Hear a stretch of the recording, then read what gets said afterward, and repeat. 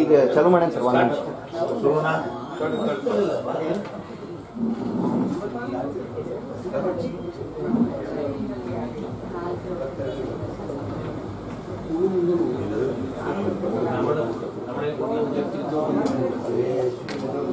Sir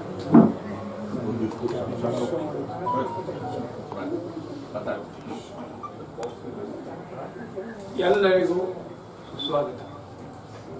ಇಂದು GB ಜೋಶಿಯವರ 119ನೆಯ ಜನ್ಮದಿನ. ಅದನ್ನು ನೆನಪಿಸಿಕೊಳ್ಳಲಿಕ್ಕೆ ನಾವೆಲ್ಲರೂ ಇಲ್ಲಿ ಸೇರಿದ್ದೇವೆ. ಇದಕ್ಕೆ ಕಾರಣವಾದಂಥ ಒಂದು ಮಾತು ಹೇಳಬೇಕು. GB ಅವರು ಹುಟ್ಟಿದ್ದು 29 ಜುಲೈ 1904. ಆದರೆ ಈ ಜನ್ಮ ದಿನಾಂಕ ಅವರಿಗೆ ಗೊತ್ತಿರಲಿಲ್ಲ. ಪ್ರಾರಂಭದಲ್ಲೆಲ್ಲ 1 ಜನವರಿ 1904 ಅಂತ ಬರ್ಕೋತಾ ಬಂದಿದ್ರು. ನಮ್ಮ ದೊಡ್ಡಪ್ಪ ಸುರಾಚಾರ್ಯ ಜೋಶಿಯವರು ತೀರಿಕೊಂಡಾಗ ಅಲ್ಲಿ ಹೋದಂಥ ಹೊತ್ತಿನಲ್ಲಿ ಅವರು ಬರುವಂಥ ಒಂದು ಚಿಕ್ಕ ಚೀಟಿ ಸಿಕ್ಕಿತು. ಆ ಚೀಟಿಯಲ್ಲಿ ಗೋವಿಂದನ ಜನನ, ಮಾಸ, ತಿಥಿ ಬರೆದಿತ್ತು. ಅದನ್ನು ತಂದು ನೋಡಿಕೊಂಡ ಮೇಲೆ ಅದು ನಮಗೆ 29 ಜುಲೈ 1904 ಅಂತ ಗೊತ್ತಾಯಿತು. ಅಂದಿನಿಂದ ನಾವು 29 ಜುಲೈ ಮಾಡ್ತಾ ಬಂದಿದ್ದೀವಿ. GB ಬೇಂದ್ರೆಯವರ ಮಾತಿನೊಳಗೆ ಹೇಳಬೇಕಂದ್ರೆ, ಕನಸಿನೊಳಗಿದ್ದ ಬುದ್ಧಿ ಜೀವಿಗೆ ಎಚ್ಚರದಾಗಿದ್ದರೆ ಕರ್ನಾಟಕ ಮೂರದ ಕಟ್ತಿದ್ದ ಅಂತ ಹೇಳಿದ್ರು. GB ಅಂಥ ಶಕ್ತಿ, ಅಂಥವರ ಮಗನಾಗಿ ಹುಟ್ಟಿದ್ದಕ್ಕೆ ನಾನು ತಜ್ಞನಾಗಿದ್ದೇನೆ. ಮುಂದಿನ ಮಾತುಗಳನ್ನು ಶ್ರೀ ಅರವಿಂದ್ ಕುಲಕರ್ಣಿ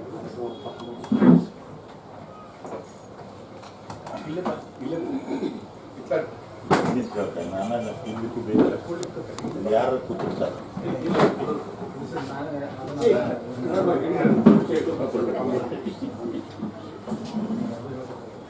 ಎಲ್ಲ ಅಟ್ಟದ ಸ್ನೇಹಿತರೇ, ಮಿತ್ರರೇ, ಇವತ್ತು GB-ಯವರ ಒಂದು ಜನ್ಮದ 119ನೆಯ ಜನ್ಮ ದಿನಾಚರಣೆ ನಮಗೆ ಒಂದು ವಿಶಿಷ್ಟ ಕಾಲಘಟ್ಟಕ್ಕೆ ಒಯ್ತಾ ಇದೆ.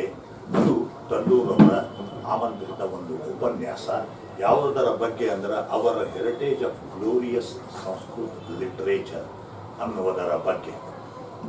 ಇದು ಅಟ್ಟ ಹಿಂದಿನ ಗ್ಲೋರಿನೂ ಅದ, ಈಗಿನ ಗ್ಲೋರಿನೂ ಅದ, ಮುಂದಿನ ಗ್ಲೋರಿ ಅದ.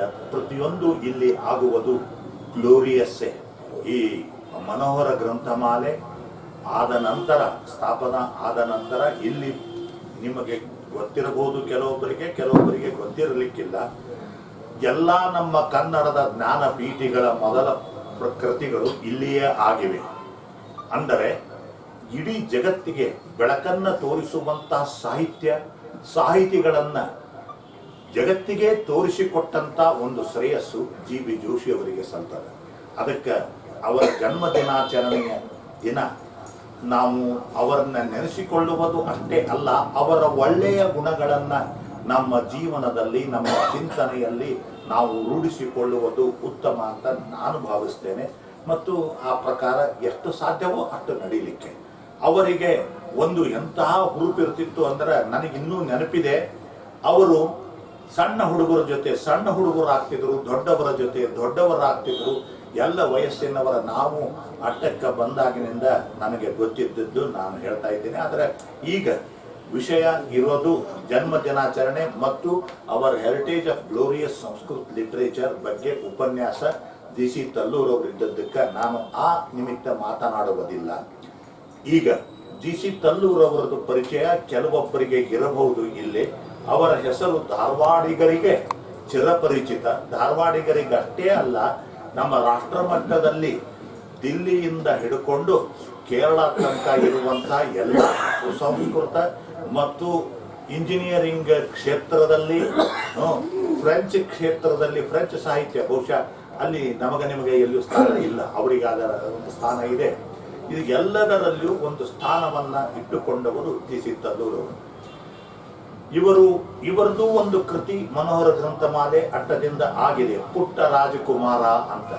ಆ ಪುಟ್ಟ ರಾಜಕುಮಾರನ ದಾಖಲೆಯನ್ನ ಯಾರೂ ಇನ್ನೂವರೆಗೆ ಮುರಿದಿಲ್ಲ ಅನ್ನೋದು ಸಹಿತ ಒಂದು ಗಮನಾರ್ಹವಾದ ಸಂಗತಿ. ಜಿ.ಸಿ. ತಲ್ಲೂರವರು ಅವ್ರ ಬಗ್ಗೆ ನನಗೆ ಹೇಳಿ ಖುಷಿ ಆಗ್ತದಂದ್ರೆ, ಅವರು ಇಂಜಿನಿಯರು, ನಾವು ಇಂಜಿನಿಯರಿಂಗ್. ಆದ್ರೆ ಇಷ್ಟ ಫರಕು ಅಂತಂದ್ರೆ ಅವರು ಮೆಕ್ಯಾನಿಕಲ್ ಇದ್ದು ಸಾಕಷ್ಟು ಎಲ್ಲಾ ವಲಯದೊಳಗೆ, ಅಂದರೆ ಒಬ್ಬ ಅಸಿಸ್ಟೆಂಟ್ ಇಂಜಿನಿಯರ್ ಸ್ಥಾನದಿಂದ ಹಿಡಿದು ಇಡೀ ಕರ್ನಾಟಕ ರಾಜ್ಯದ ಚೀಫ್ ಸೆಕ್ರೆಟರಿ, ಲೋಕೋಪಯೋಗಿ ಇಲಾಖೆಯ ಆಗೋ ತನಕನೂ ಅವರು ಎಲ್ಲ ಸ್ಥಾನಗಳಲ್ಲಿ ತಮ್ಮ ಸಮರ್ಥ್ಯಪೂರ್ಣವಾದ ಕೆಲಸವನ್ನ ಮಾಡ್ಯಾರ. ಇಡೀ ಒಂದು ಕರ್ನಾಟಕ ಸರ್ಕಾರದಲ್ಲಿ ಮಾದರಿಯಾಗಬಹುದಾದ ಒಬ್ಬ ಅಧಿಕಾರಿಯಾಗಿ ಇದ್ದವರು ಅಂದ್ರೆ ಜಿ.ಸಿ. ತಲ್ಲೂರು. ಇದು ಅವರ ಕಾರ್ಯಕ್ಷೇತ್ರದ ಬಗ್ಗೆ ಹೇಳ್ತಾ ಹೋದ್ರ ಇನ್ನೂ ಬಹಳ ಇದೆ, ಅದನ್ನ ನಾನು ಇಲ್ಲಿ ಹೇಳುವುದಿಲ್ಲ. ಅವರಿಗಿರುವ ಅದಮ್ಯ ಉತ್ಸಾಹ ಮತ್ತೆ ನಮಗೆ ಜಿ ಬಿ ಅವ್ರನ್ನ ನೆನಪಿಗೆ ತಂದು ಕೊಡ್ತದೆ. ಯಾವುದರ ಅದಮ್ಯ ಉತ್ಸಾಹ ಅಂತಂದ್ರೆ ಅವರಿಗೆ ಇನ್ನೂ ಕಲಿಯುವ, ಇನ್ನೂ ತಿಳಿಯುವ, ಇನ್ನೂ ಅಧ್ಯಯನವನ್ನ ಮಾಡುವಂತ ಅಧ್ಯಯನಶೀಲತೆ ಅವರ ಈ 70ರ ನಂತರದ ಈ ಒಂದು ವಯಸ್ಸಿನಲ್ಲಿಯೂ ಸಹಿತ ಎಷ್ಟರ ಮಟ್ಟಿಗೆ ಅವರು ಆಕ್ಟಿವ್ ಇದ್ದಾರೆ ಅನ್ನೋದು ಅವರ ಒಂದು ವಾಚಕತ್ವ ಮತ್ತು ಸಂಭಾಷಣೆ, ಮಾತನಾಡುವುದು, ಉಪನ್ಯಾಸಕಾರರಾಗುವುದು, ಮತ್ತು ಅಷ್ಟೇ ಅಲ್ಲ ಈ ನ್ಯಾಯಾಂಗ ಮತ್ತು ಈ ಅಭಿವೃದ್ಧಿ ಪರ ಬಂದಂತ ವಿವಾದಗಳನ್ನ ಬಿಡಿಸುವಲ್ಲಿಯೂ ಸಹಿತ ಅವರು ಆರ್ಬಿಟ್ರೇಷನ್ ಆಗಲಿ, ದೊಡ್ಡ ದೊಡ್ಡ ಸುಪ್ರೀಂ ಕೋರ್ಟ್ ನ್ಯಾಯಮೂರ್ತಿಗಳ ಜೊತೆ ಅವರು ವ್ಯವಹಾರಗಳನ್ನ ಮಾಡಿದ ರೀತಿ, ಅವರ ಜೊತೆಯಾಗಿ ದೇಶದ ಮುಂದಿರುವ ಕೆಲವು ಕಾನೂನಾತ್ಮಕ ಆಡಳಿತಾತ್ಮಕ ಸಮಸ್ಯೆಗಳನ್ನ ನಿರ್ವಹಿಸಿದ ರೀತಿ ಯಾರಿಗೂ ಎರಡು ಕಚ್ಚುವಂತಹದ್ದು. ಅವರು ಅದನ್ನೂ ಆಧರಿಸಿ ಮತ್ತೊಂದಿಷ್ಟು ಸಾಹಿತ್ಯ ಕೃತಿಗಳನ್ನ ರಚಿಸಿದರೆ ಬಹಳ ಒಳ್ಳೆಯದು ಅಂತ ನನ್ನ ಅಭಿಪ್ರಾಯ. ಜಿ.ಬಿ. ಜೋಶಿ ಅವರ ಈ ಜನ್ಮದಿನ ಆಚರಣೆಯ ಸಂದರ್ಭದಲ್ಲಿ ಯಾಕೆ ಈ ಮಾತು ನಾನು ಹೇಳ್ತಾ ಇದ್ದೀನಿ ಅಂದ್ರೆ, ಅವರು ಎಲ್ಲಾರ ಕಡೆಯಿಂದನೂ ಬರೆಸ್ತಿದ್ದರು. ಬಹುಶಃ ಇಲ್ಲಿ ಕೂತವರೊಳಗೆ ಕೆಲವು ಜನ ಆದ್ರೂ ಬರ್ದೀರಿ, ಅದರೊಳಗ ಇವರು ಇದ್ದಾರ. ಇನ್ನ ಇವತ್ತೇನಾದ್ರೂ ಇಷ್ಟೆಲ್ಲಾ ಮಂದಿ ನೋಡಿದ್ರೆ ನೀ ನಾಟಕ ಬರಿ, ನೀನು ಕಾದಂಬರಿ ಬರಿ, ನೀನು ಶಿಕ್ಷಣ ಕ್ಷೇತ್ರಕ್ಕೆ ಏನ್ ಸಂಬಂಧ, ಹಿಂಗ ಅವರನ್ನ ಹುರಿದುಂಬಿಸಿ ಅವರಿಗೆ ಬೆನ್ನ ಹತ್ತಿ ಬಿಡಲಾರದಂತ ಅವರು ಮಾಡ್ತಿದ್ರು. ಇದು ನಮಗೆ ನೆನಪಿದ್ದಂತ ಒಂದು ವಿಷಯ. ಇವತ್ತು ನಾನು ತಲ್ಲೂರು ಅವರ ಬಗ್ಗೆ ಈಗಾಗಲೇ ಹೇಳಿದೆ. ಅವರು ಒಂದು ರೀತಿಯಿಂದ ಸವ್ಯಸಾಚಿ. ಇವತ್ತಿಗೂ ಅವರಿಗೆ ಹಿಂದೂಸ್ತಾನಿ ಸಂಗೀತದಾಗಲಿ ಮತ್ತು ಅವರು ಸ್ವಂತಹ ಹಾಡ್ತಾರ ಅನ್ನೋದು ನಿಮಗೆ ಬಹಳ ಜನಕ್ಕೆ ಗೊತ್ತಿರಲಿಕ್ಕಿಲ್ಲ. ಸಂಗೀತ ಕ್ಷೇತ್ರದೊಳಗೆ ಅವರಿಗೆ ಕುತೂಹಲ ಮತ್ತು ಆಸಕ್ತಿ, ಅದೇ ಅವರ ಕ್ರಿಯಾತ್ಮಕತೆ. ಎಲ್ಲರೂ ಬರೀಲೇಬೇಕು ಅಂತಿಲ್ಲ, ಎಲ್ಲರೂ ಉದ್ದಾಮ ಪಂಡಿತರೇ ಆಗಬೇಕಂತಿಲ್ಲ, ಡಾಕ್ಟರೇಟ್ಗಳೇ ಆಗಬೇಕು ಅಂತಿಲ್ಲ. ದುಬ್ಬಿದ ಕೊಡ ತುಳುಕುವುದಿಲ್ಲ ಅನ್ನುವುದು ಅವರ ಸ್ವಭಾವವನ್ನು ಅರಿತವರಿಗೆ ಮಾತ್ರ ಗೊತ್ತು. ಅವರು ತಮಗೆ ಅನಿಸಿದ್ದನ್ನ ನೇರವಾಗಿ ಹೇಳುತ್ತಾರ ಮತ್ತು ಯಾವುದೇ ವಿಷಯ ಕೊಟ್ಟರೂ ಸಹಿತ ಅಧ್ಯಯನವನ್ನ ಮಾಡಿಕೊಂಡು ಅವರು ತಮ್ಮ ವಿಚಾರಗಳನ್ನ ಪ್ರಚುರಪಡಿಸ್ತಾರೆ. ಇದು ಇಷ್ಟು ಸಾಕು ಅನಿಸ್ತದೆ. ಯಾಕಂದ್ರೆ ನನಗೆ ಅವರ ಬಗ್ಗೆ ಇನ್ನೂ ಈ ಸಂಸ್ಕೃತ ಲಿಟ್ರೇಚರ್ನ ಬಗ್ಗೆ ನಾವೆಲ್ಲ ಸಂಸ್ಕೃತ ಕಲೀಲಿಕ್ಕೆ ಎಲಿಜಿಬಿಲಿಟಿ ಇದ್ದವರು ಸಹಿತ ಕೆಲವೊಮ್ಮೆ ಕಲ್ತಿಲ್ಲ, ಕೆಲವೊಮ್ಮೆ ಕಲ್ತಿರಬಹುದು. ಇದು ಮತ್ತೊಮ್ಮೆ ನಮ್ಮ ಒಂದು ಹಿನ್ನೆಲೆ, ನಮ್ಮ ಸಂಸ್ಕೃತಿಯ ಅರಿವು ನಮಗಾಗಲಿ, ಆ ಹೆಮ್ಮೆ ಮೂಡಲಿ ಅನ್ನುವ ಆಶಾಭಾವದೊಂದಿಗೆ ನಾನು ಇವತ್ತಿಗೆ ಈ ಮೂಲಕ ಜಿ.ಸಿ. ತಲ್ಲೂರು ಅವರನ್ನ ಪರಿಚಯವನ್ನ ಮಾಡಿ ಕೊಡ್ತಾ, ಯಾಕಂದ್ರೆ ಈ ಪರಿಚಯ ಭಾಷಣವನ್ನು ಮಾಡೋಕ್ಕಂತ ಏನು ನನಗೆ ಇಲ್ಲಿ ಬಂದಾಗ ಇವೆಲ್ಲ ಖರಾಬಾದು. ಏನೇ ನಾನು ಹೇಳಿದ್ದರೂ ಒಂದು ಥರ ಇಲ್ಲಿಂದ ಏನು ಹೃದಯದಿಂದ ಏನು ಬಂತು ಅಥವಾ ನನಗೆ ಗೊತ್ತಿದ್ದ ಒಂದು ಶಬ್ದ ಭಂಡಾರದ ಲಿಮಿಟ್ಟಿನಲ್ಲಿ ನಾನು ಹೇಳಬೇಕು ಏನೇ ಇದ್ದರು. ಅದಕ್ಕಾಗಿ ಇನ್ನು ಮುಂದೆ ನಾವು our heritage of glorious Sanskrit literature ಅನ್ನೋದನ್ನು ಇನ್ನೂ ಹೆಚ್ಚು ವಿವರವಾಗಿ ತಿಳ್ಕೊಳ್ಳಿಕ್ಕೆ ಪ್ರಯತ್ನವನ್ನ ಮಾಡೋಣ ಅಂತ ಹೇಳಿ ತಲ್ಲೂರು ಅವರನ್ನ ನಾನು ಈ ಮೂಲಕ ತಮಗೆಲ್ಲರಿಗೂ ಏನು ಐ ಆಮ್ ಪ್ರೆಸೆಂಟಿಂಗ್ ಅಂದು ಇಂಗ್ಲೀಷ್ನಲ್ಲಿ ಹೇಳಬೇಕು. ಇಲ್ಲ ಇವರು ಈಗ ಅವರು ತಮ್ಮ ಉಪನ್ಯಾಸ ಶುರು ಮಾಡುವುದಕ್ಕಿಂತ ಮುಂಚೆ ನನಗೆ ಒಂದಿಷ್ಟು ಇನ್ನೂ ಹೇಳ್ಯಾರ. ಏನು ಅಂತಂದ್ರೆ ಬಂದವರೊಳಗೆ ನನಗೆ ಕೆಲವೊಬ್ಬರದ್ದು ಪರಿಚಯ ಇರಲಿಕ್ಕಿಲ್ಲ, ಅದಕ್ಕೆ ಅವರನ್ನೂ ಪರಿಚಯ ಮಾಡ್ರಿ. ಅಷ್ಟೇ ಅಲ್ಲ, ಈಗ ನಾನು ಸಮೀರನ್ನ ಕೇಳಿದೆ, ಸಮೀರನ್ನ ನೀವೇ ಮಾಡ್ರಿ ಅಂತ. ಆದ್ರೆ ನನಗೂ ಸಹಿತ ಯಾರ್ಯಾರ್ದು ಗೊತ್ತದನೋ ಅವ್ರದ್ದು ಮಾತ್ರ ಹೇಳಬಲ್ಲೆ. ಉಳಿದವರು ಆಕಸ್ಮಿಕವಾಗಿ ಬಿಟ್ಟರೆ ದಯವಿಟ್ಟು ಎದ್ದು ನಿಂತು ನಿಮ್ಮ ಹೆಸರನ್ನು ಹೇಳಬೇಕು ಅಂತ ವಿನಂತಿ.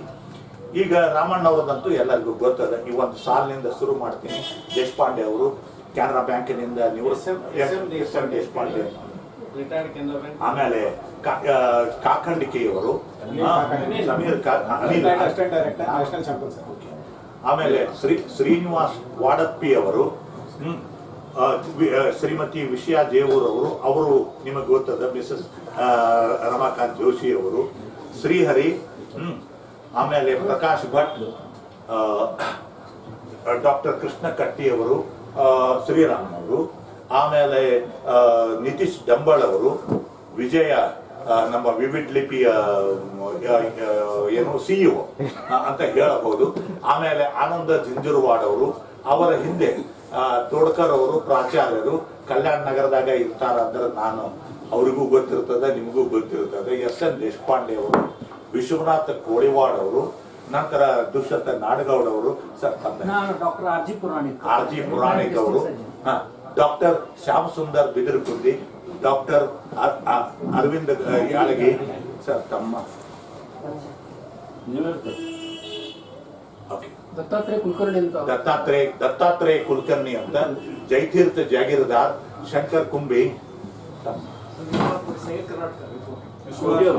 ವಿಶ್ವನಾಥ್, ಓಕೆ, ಶ್ರೀಪತಿ ಮಂಜುನ ಬೈಲು, ಆಮೇಲೆ ಮಲ್ಲಿಕಾರ್ಜುನ ಹಿರೇಮಠ ಅವ್ರದ್ದು ಗೊತ್ತದ, ಸಮೀರ್, ಆಮೇಲೆ ಅವ ಬಸವರಾಜ್ ದುಷ್ಯಂತ್ ನಾಡಗೌಡ ಹೇಳಿ. ಸೊ ಇದು ನನಗೆ ಗೊತ್ತಿದ್ದು. ನಾವೇಂದ್ರೆ ಕೋಟಿಯವರಿಗೂ ನಾನು ಹೇಳಬೇಕು, ಯಾಕಂದ್ರೆ ನನಗೆ ಅವ್ರಿಗೆ ಪರಿಚಯ ಇದ್ದಿದ್ದಿಲ್ಲ. ಇಲ್ಲಿ ಏನಾದರೂ ವರದಿಗಾರರದ್ದು ಹೆಚ್ಚಿಗೆ ಪರಿಚಯ ಇರುವುದಂದ್ರೆ ಸಮೀರ್ ಜೋಶಿ ಅವರಿಗೆ. ಹಿಂಗಾಗಿ ಎಲ್ಲರೂ ಇಲ್ಲಿ ಅವ್ರನ್ನ ಕೇಳ್ತಾರ. ಇಲ್ಲಿ ಇರಲಿ, ನೀವು ತಲ್ಲೂರವರು ಈಗ ತಮ್ಮ ಉಪನ್ಯಾಸ ಆರಂಭ ಮಾಡಬೇಕು ಅಂತ.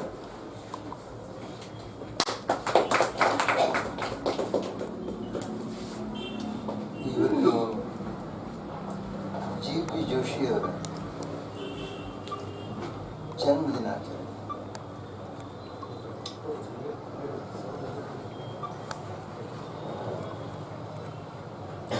ಅವರು ಯುಗ ಪುರುಷರು. ಯಾಕೆ ಅವ್ರನ್ನ ನಾನು ಯುಗ ಪುರುಷ ಅಂತ ಹೇಳ್ತಾ ಇದ್ದೀನಿ ಅಂದರೆ, ಯಾವ ವ್ಯಕ್ತಿ ತನ್ನ ವ್ಯಕ್ತಿತ್ವದಲ್ಲಿ, ತನ್ನ ಅಸ್ತಿತ್ವದಲ್ಲಿ ಆ ಯುಗದ ಗುಣಧರ್ಮಗಳನ್ನು ಅಳವಡಿಸಿಕೊಂಡಿರ್ತಾರೋ, ಆ ಯುಗದ ಗುಣಧರ್ಮಗಳಿಗೆ ಸಾಕ್ಷಿಯಾಗಿ ಯಾರು ಜೀವನ ನಡೆಸ್ತಾರೋ ಅವರೆಲ್ಲರೂ ಯುಗ ಪುರುಷರು. ಅವರು 20ನೇ ಶತಮಾನದ ಅತ್ಯಂತ ಉಚ್ಚ ಮಟ್ಟದ ಗುಣಧರ್ಮಗಳನ್ನು ಅಳವಡಿಸಿಕೊಂಡು ಅದೇ ಪ್ರಕಾರ ಜೀವಿಸಿದಂಥ ಒಬ್ಬ ಪರಮ ಉನ್ನತ ವ್ಯಕ್ತಿ. ಹೀಗಾಗಿ ಅವರು ಯುಗ ಪುರುಷರು. ಆ ಯುಗ ಪುರುಷರ ಪರಿಚಯ ನನಗೆ ಸಾಕಷ್ಟು ಇದ್ದದ್ದು ನನ್ನ ಪುಣ್ಯ.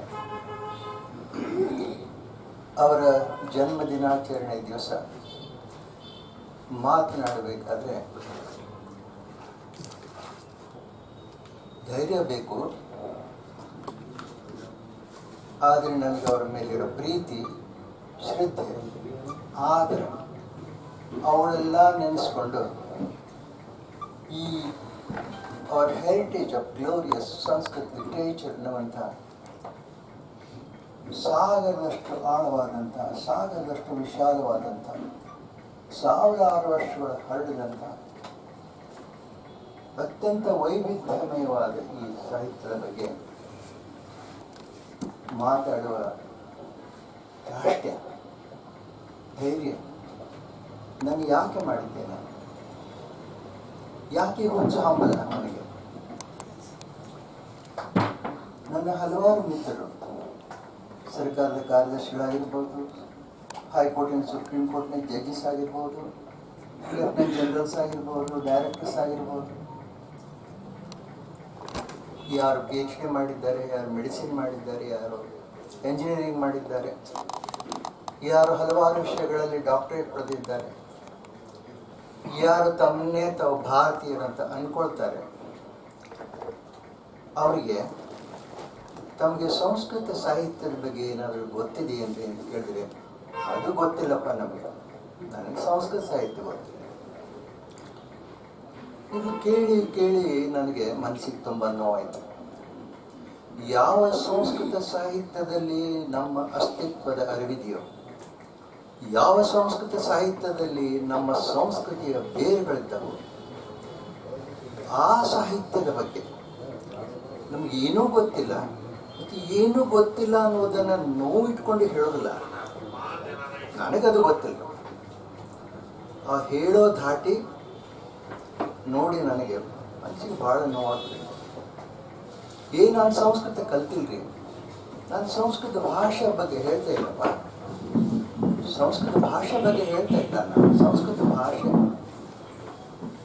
ಸಂಸ್ಕೃತ ವ್ಯಾಕರಣ ಅದ್ರ ಬಗ್ಗೆ ಹೇಳ್ತಾ ಇಲ್ಲ. ಸಂಸ್ಕೃತ ಸಾಹಿತ್ಯ, ಅದರ ವಿಶಾಲತೆ, ಅದರ ವೈವಿಧ್ಯತೆ, ಅದರ ಆಳ, ಅದರ ಹರಿವು, ಅದ್ರ ಬಗ್ಗೆ ಹೇಳ್ತಾ ಇದ್ದೀನಿ.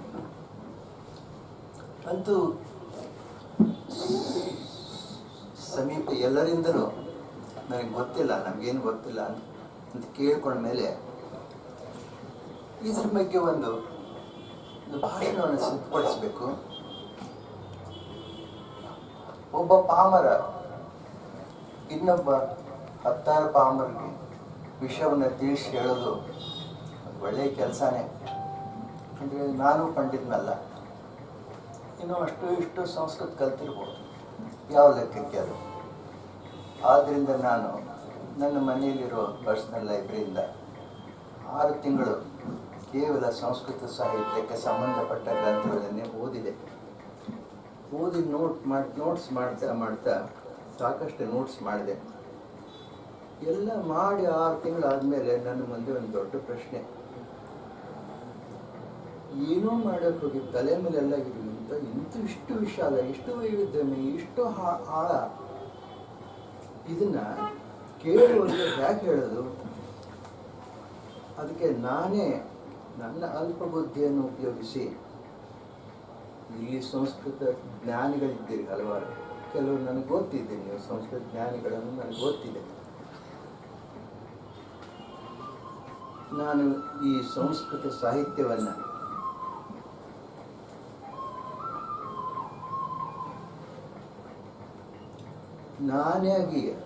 ನನಗೆ ತಿಳಿದ ಪ್ರಕಾರ ಅದರಲ್ಲಿ ವಿಂಗಡಣೆಗಳನ್ನು ಮಾಡಿಕೊಂಡು, ಅದರಲ್ಲಿ ವಿಭಾಗಗಳನ್ನು ಮಾಡಿಕೊಂಡು, ಆ ವಿಭಾಗ ಒಂದೊಂದೇ ವಿಭಾಗದಿಂದ ಹೇಳ್ತಾ ಹೋಗ್ತೇನೆ. ಎಷ್ಟು ಸಾಮರ್ಥ್ಯದ ಅಷ್ಟು ಹೇಳ್ತೇನೆ. ಆಮೇಲೆ ಕೇಳಿದವರಿಗೆ ಯಾವುದಾದ್ರೂ ಒಂದು ವಿಭಾಗದಲ್ಲಿ, ಒಂದು ಗ್ರಂಥದಲ್ಲಿ ಆಸ್ತಿ ಬಂದರೆ ಅವರು ಓದ್ಕೊಳ್ಳಿ ಅಂತ ನಾನು ಈ ಭಾಷಣವನ್ನು ಸಿದ್ಧ ಮಾಡಿದ್ದು. Our heritage of glorious Sanskrit literature, ಇದರಲ್ಲಿ ಪ್ರತಿಯೊಂದು ಶಬ್ದಕ್ಕೂ ಅರ್ಥ ಉಂಟು. ಅವರ್ ಹೆರಿಟೇಜ್, ನಮ್ಮದು, ನಮ್ಮ ಹೆರಿಟೇಜ್ ಅದು. ನಮ್ಮ ಹೆರಿಟೇಜ್ ಎಷ್ಟು ಗ್ಲೋರಿಯಸ್ ಇದೆ ಅನ್ನೋದನ್ನು ನಾವು ತಿಳ್ಕೊಳ್ತಿದ್ರೆ ಯಾರು ತಿಳ್ಕೊಳ್ಬೇಕು? ಜೇಮ್ಸ್ ಪ್ರಿನ್ಸೆಪ್ಪು, ಇಂಡಾಲಜಿಸ್ಟು, ಮ್ಯಾಕ್ಸ್ ಮಿಲ್ಲರು ಅವರೆಷ್ಟೇ ತಿಳ್ಕೊಳ್ಬೇಕಾ ನಮ್ಮ ಸಂಸ್ಕೃತಿ ಎಷ್ಟು ಗ್ಲೋರಿಯಸ್ ಇದೆ ಅನ್ನೋದನ್ನು ನಾವು ತಿಳ್ಕೊಳ್ಬೇಕಲ್ಲ. Our heritage of glorious Sanskrit literature in the title. Introduction. This is the presentation by an uninitiated non-scholar.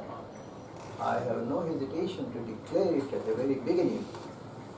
This is a presentation by an uninitiated non-scholar whose sole credential in undertaking this onerous task is intense intellectual curiosity and urge to explore the vast heritage of Sanskrit literature. This presentation is manifestation of the belief that everyone equipped with basic intellectual ability must explore one's cultural roots as manifested in ancient literature. ನಮ್ಮ ಸಂಸ್ಕೃತಿಯ ಮೂಲಗಳನ್ನು ನಾವು ಹರಿಸಬೇಕು. This presentation is a manifestation of the belief that Swadhyaya, advocated in ancient Indian culture, is worth cultivating.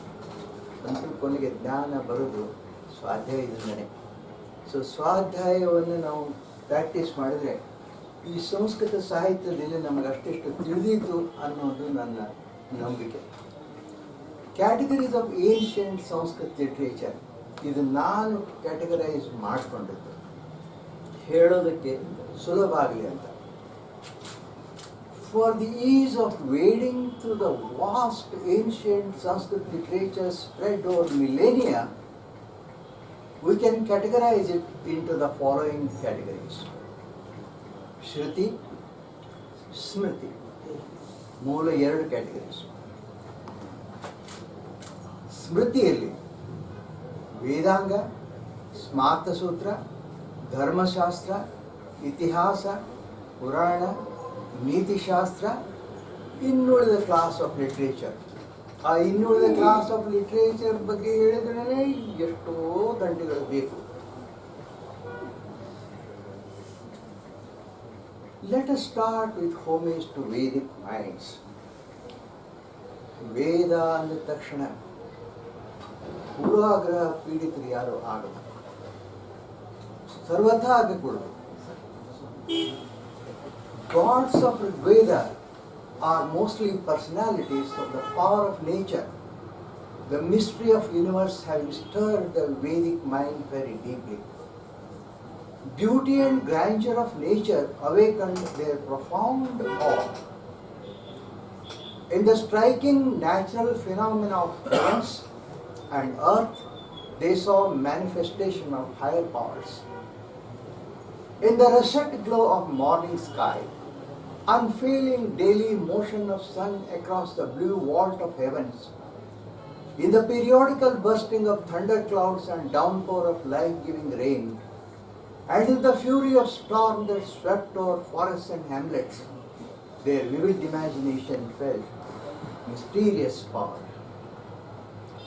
It is astonishing that their primitive minds, now ಅನ್ನೋದು their primitive minds ಅಂತ, it is astonishing that their primitive minds grasped true significance of phenomena of nature in such profound manner so early in human history.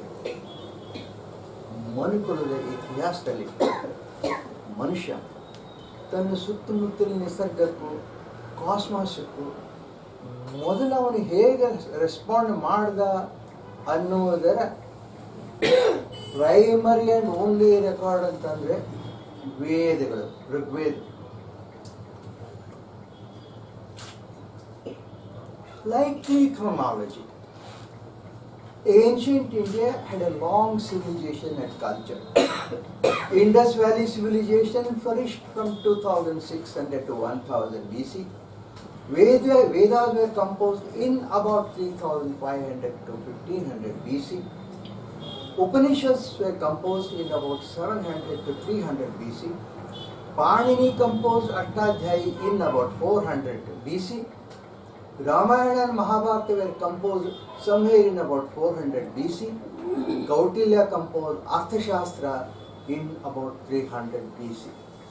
ಕೌಟಿಲ್ಯನ ಅರ್ಥಶಾಸ್ತ್ರ ಈಗ ನಮಗೆ $200 ಕೊಟ್ಟು ಸಿಗುತ್ತೆ.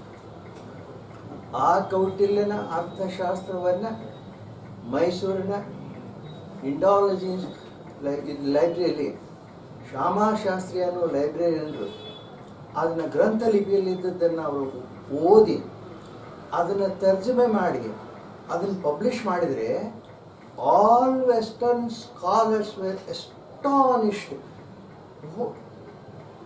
300 BC ಒಳಗೆ ಈ ಕೌಟಿಲ್ಯ ಅನ್ನುವರು ಇಂಥ ಎಕಾನಮಿಕ್ ಟ್ರೀಟೈಸ್ ಬರೆದ್ರಾದ್ರೂ ಹೇಗೆ?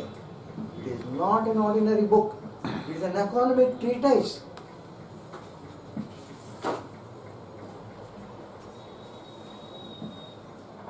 Sanskrit literature is a master key to understand Indian culture. Sanskrit literature, bound up as it has been with all that is sacred in our religion, institutions and societal thinking, is the only source of trustworthy knowledge of Indian culture. Sanskrit means the perfectly constructed speech. Sanskrit and Prakrit may be compared to two children of the same parent. The one called Sanskrit, refined by every application of linguistic art, and Prakrit, allowed to run its plebeian course. ನಾನು ಕೆಲವು ಶಬ್ದಗಳಿಗೆ ಅಲ್ಲಿ ಬ್ರ್ಯಾಕೆಟ್ನಲ್ಲಿ ಅರ್ಥ ಬರೆದ್ಬಿಟ್ಟಿದ್ದೀನಿ, ಡಿಕ್ಷನರಿಗೆ ಹೋಗೋದು ಬೇಡ. Plebeian ಅಂದರೆ of related to or characteristic of general common people. Now let us go category wise. Shruti. Shruti ಅಂದರೆ ತಮಗೆ ಗೊತ್ತು, ಕೇಳು. Sacred scriptures of immense philosophical and literary value. ನಾವು ದಯವಿಟ್ಟು ನಾವೆಲ್ಲರೂ ಆಗಿ ತಿಳ್ಕೊಳ್ಬೇಕು ಏನಂದರೆ of immense philosophical and literary value. ವೇದಗಳಂದರೆ ಅದರಲ್ಲಿ there is immense, stupendous, absolutely exquisite literary value. ಅದೇ ಕಾರಣಕ್ಕಾಗಿ ನಾಲಂದ ವಿಶ್ವವಿದ್ಯಾಲಯ, ಬುದ್ಧಿಸ್ಟ್ ವಿಶ್ವವಿದ್ಯಾಲಯದಲ್ಲಿ ವೇದಗಳನ್ನು ಕಲಿಸ್ತಿದ್ರು. ಅವರು ಬುದ್ಧಿಸ್ಟ್ ವಿಶ್ವವಿದ್ಯಾಲಯ ಯಾಕೆ ಕಲಿಸ್ತಿದ್ರು ಅಂದರೆ from 2 points of view. This is the only and primary record of human response to the universe around. Second, this has got tremendous literary value. ಈ ಋಗ್ವೇದದಲ್ಲಿರುವಂಥ 2 ಕವಿತೆಗಳನ್ನು ನಾನು ಓದಿದರೆ ಆದರೆ ಈಗ 19ನೇ 20ನೇ ಸೆಂಚುರಿಯಲ್ಲಿ ಯಾರು ವರ್ಡ್ಸ್ವರ್ತ್ ಈಗಿನ ಕವಿಗಳು ದಿನಚಾರಿಸ್ನಿ ರಾಮದಾಸ್ ಈಗಿನ ಕವಿಗಳು ಬರೆದಿದ್ದಾರೋ ಅಂಥ ಬ್ಯೂಟಿಫುಲ್ ಪೋಯಿಟ್ರಿ ಇದೆ. ಕೊನೆಗೆ ಎಲ್ಲೋ ಓದ್ತೀನಿ ನಾನು ಅದನ್ನು. Sanskrit literature commences with what are usually termed as sacred scriptures, which are in 2 categories. One is Shruti, another Smriti. Shrutis are revelations of cosmic and eternal principles and processes and consist of ವೇದಗಳು, ಮಂತ್ರಗಳು, ಬ್ರಾಹ್ಮಣಗಳು, ಉಪನಿಷತ್ಗಳು ಮತ್ತು ದರ್ಶನಗಳು. Darshan is philosophy. Shrutis are the foundation of Hindu traditions, and more than that, they are the very first records of human thoughts in origin and nature of cosmos, on life and eternal truth, realized by investigations of truth called rishis or sages, in which capacity they are amenable to study by all, as indeed they were studied in Nalanda, which is the Buddhist center of study, and also as sheer poetry. As sheer poetry ಅನ್ನೋದಕ್ಕೆ ನಾನು ಒಂದು 2 ಸ್ಟಾಂಜಾ ಓದ್ತೀನಿ ಇದರಲ್ಲಿ ಋಗ್ವೇದದಲ್ಲಿ. Vote Usha, Usha ಅಂದರೆ Sunrise. ಅದನ್ನು ಪೂರ್ತಿ ಓದೋದಿಲ್ಲ, ಆ ಕವಿತೆಯನ್ನು ಓದೋದೇ ಒಂದು ಅನುಭವ. ಅದನ್ನ ಇಂಗ್ಲೀಷಲ್ಲಿ ಅನುವಾದ ಓದ್ತೀನಿ ನಾನು. ನೋಡಿ, we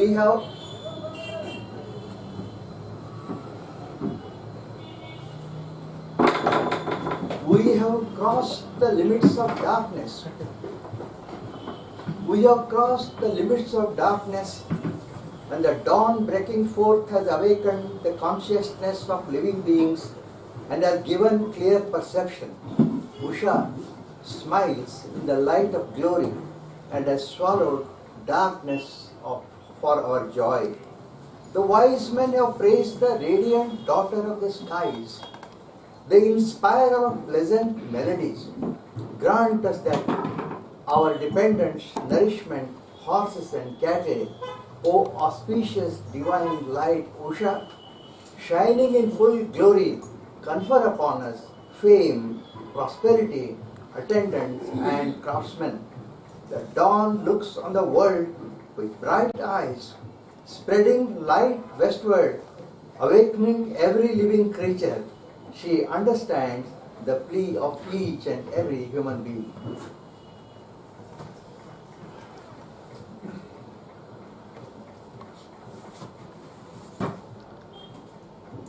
ಇದು ನೋಡಿ, woes of a gambler. ಯಾವನಿಗೆ ಅವನಿಗೆ ಗ್ಯಾಂಬಲ್ ಮಾಡಿ ಮಾಡಿ ಮಾಡಿ ಈಸ್ ಅಡಿಕ್ಟೆಡ್ ಟು ಗ್ಯಾಂಬ್ಲಿಂಗ್. ಋಗ್ವೇದದಲ್ಲಿ ಇದ್ದಿದ್ದು the poetic value of Rigveda. The gambler says, the large, swiftly rolling dice make me happy as they turn on the table like torrents rolling on a precipice flowing in a desert. The exciting dices are dear to me as the taste of exhilarating herbs grown on mountains. She, my wife, has never been angry with me, nor is she overcome with shame about me. She has been always kind to me and in friends, yet for the sake of one of or the other die, I alienated my own devoted wife. My wife opposes me and her mother reviles me. The wretched man that I am find none to comfort me.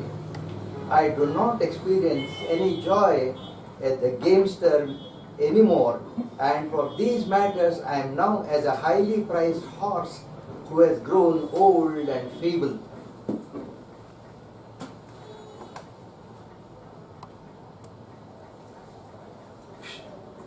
The same Shruti continues, Vedas are the foundations of Indian tradition. Eternal truth realized by investigators of truth, rishis, are set out here. ವೇದಗಳು ನಾಲ್ಕು, ತಮಗೆಲ್ಲ ಗೊತ್ತಿರೋ ಹಾಗೆ Rigveda, Yajurveda, Samaveda, Atharvaveda. Rigveda Samhita contains hymns praying to Vedic gods such as Agni, Varuna, Indra, and deals with heavenly phenomena and aspects of nature. It's the oldest and the most important. Yajurveda Samhita, Yajus means sacrificial formula. This Veda deals with rituals and hymns of yajnas. It borrows largely from Rigveda Samhita. Samaveda Samhita represents the force of spiritual knowledge and power of devotion. It too largely borrows from Rigveda Samhita. Atharva Veda Samhita is the knowledge storehouse of everyday life and is an encyclopedia of medicine. It is the most recent of the four. Upanishads. Upanishads are among the sacred scriptures and are organized sections dealing with spiritual discussions. No one in the world can come anywhere near us as far as dialogue, debate, arguments are concerned. Indian mind has been so open to challenge, so open to dialogue, so open to discussion. Upanishads show that Indian culture encourages questioning, dialogue, debate, and challenging in pursuit of truth. There are over 200 Upanishads, but the traditional number is 108, out of which 10 are major Upanishads, which are Isha, Kena, Katha, Prashna, Kaushitki, Mandukya, Taittiriya, Aitareya, Chandogya, and Brihadaranyaka. We may regard Vedas as consisting of three distinct divisions: mantras or prayers and praise embodied in texts and metrical hymns, Brahmanas or ritualistic precepts and illustrations written in prose, Upanishads or mystical doctrines appended to Brahmanas and in prose with occasional verse. Rigveda Samhita, Brahmanas of each Veda Samhita. Rigveda Samhita, Aitareya Brahmana, Kaushitiki Brahmana. Yajurveda Samhita, Taittiriya Brahmana, Shatpata Brahmana. Samaveda Samhita, it has 8 Brahmanas, of which the best known are Prabuddha Brahmana, Tandya Brahmana, show the Vansha Brahmana, Atharva Veda Samhita, Gopatha Brahmana.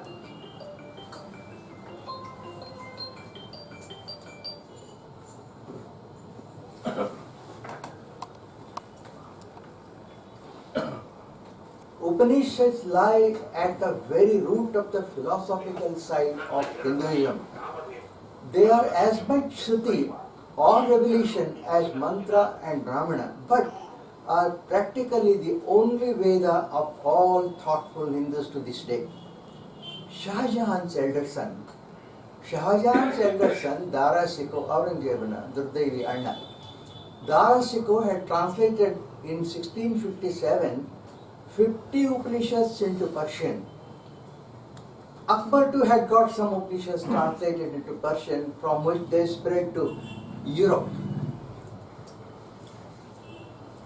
Though there are around 200 Upanishads, the most important are Aitareya, Kaushiki Upanishads or Rigveda, Taittiriya, Brahadaranyaka, Isha Upanishads of Yajurveda, Chandogya and Kena Upanishads of Samaveda, Prashna, Mundaka, Mandukya and Katha Upanishads of Atharvaveda. The four Mahavakyas, the great sayings occur in Upanishads. One, Prajnanam Brahma, Aitareya Brahmanadali. I am Atma Brahma, Mandukyadali. Tattvam Asi, Chandogyadali. Aham Brahmasmi, Brahadaranyakadali. Isha deals with philosophy of God and God realization. Kena deals with sacrifices and other forms of worship. Katha deals with questions and answers between Yama and Nachiketa. Nam halavar mandi ಗೊತ್ತು Yama ಮತ್ತು Nachiketa ನಡುವಿನ ಮಾತುಗಳು. Prashna deals with questions like root cause of universe, functioning of the vital forces of nature. Kaushiki deals with course of soul after death, doctrine of prana and moksha. ಇಷ್ಟು ಆಳವಾಗಿ ವಿಚಾರ ಮಾಡಿದ್ದು ಯಾವಾಗಂದ್ರೆ ನಾವು ಮರೆಬಾರದು. ಸಾವಿರಾರು ವರ್ಷಗಳಿದ್ದೆ, ಯಾವಾಗ ಉಳಿದ ಜಗತ್ತೆಲ್ಲ ಕಾಡು ಕಗ್ಗತ್ತಲ್ಲಿ ಕವರ್ ಆಗಿತ್ತು, ಜನರಿನ್ನು ದೇವರ್ just one step away from animals. ಆವಾಗ ಇಂತಹ ಗಹನವಾದ ಪ್ರಶ್ನೆಗಳ ಬಗ್ಗೆ ವಿಚಾರಿಸಿದವರು ನಮ್ಮಂಥವ್ರು, ನಮ್ಮ ಹಿರಿಯರು. Mandukya deals with Nirankara, Nirguna, formless aspect of God. Nirguna, Saguna, Tulsidas, Ramcharitmansದಲ್ಲಿ ಸಾಕಷ್ಟು ನೋಡ್ತೀವಿ. Taittiriya deals with creation of God, education, ಸ್ವಾಧ್ಯಾಯ. ತೈತಿರಿಯದಲ್ಲಿ ಅಲ್ವಾ ಬರೋದು ಶಿಕ್ಷಾವಲಿ ಕಾಂಡ, ಶಿಕ್ಷಾವಲಿ ಕಾಂಡದಲ್ಲೇ ಬರೋದು ಸಮಾವರ್ತನ ಸಭಾ, ಅದರಲ್ಲೇ ಬರ್ತದಲ್ಲ ಮಾತೃದೇವೋ ಭವ, ಪಿತೃದೇವೋ ಭವ, ಅತಿಥಿ ದೇವೋ ಭವ, ಆಚಾರ್ಯ ದೇವೋ ಭವ. Aitareya deals with Atma and its aspects and contains one of the four Mahavakyas of Vedanta, that is Prajnanam Brahma, that is knowledge is God. Other three are I am Atma Brahma, Tattvam Asi and Aham Brahmasmi. Chandogya has its roots, its broad unifying theme, importance of speech, language, song, chants, to man's quest for knowledge and salvation, to metaphysical premises and questions. Brahadaranyaka propounds that this world is more than matter and energy. ಕಣ್ಣಿಗೆ ಕಾಣೋ matter and ಎನರ್ಜಿಗಿಂತೂ ಇನ್ನೂ ಈ ಜಗತ್ತಿನಲ್ಲಿ ಇನ್ನೂ ಆಳವಾದಿದೆ. Brahadaranyaka propounds that this world is more than matter and energy and is constituted also of Atma, consciousness, invisible principles and reality. Darshanas, schools of philosophy. Darshanas are philosophical treatises and are six, ನಮಗೆಲ್ಲ ಗೊತ್ತಿರುವ ಹಾಗೆ. ನ್ಯಾಯ, ವೈಶೇಷಿಕ, ಸಾಂಖ್ಯ, ಮೀಮಾಂಸಾ, ಪೂರ್ವಮೀಮಾಂಸ, ಉತ್ತರಮೀಮಾಂಸ. Next page ಇದೆ. Darshanas are philosophical treatises and are six as below.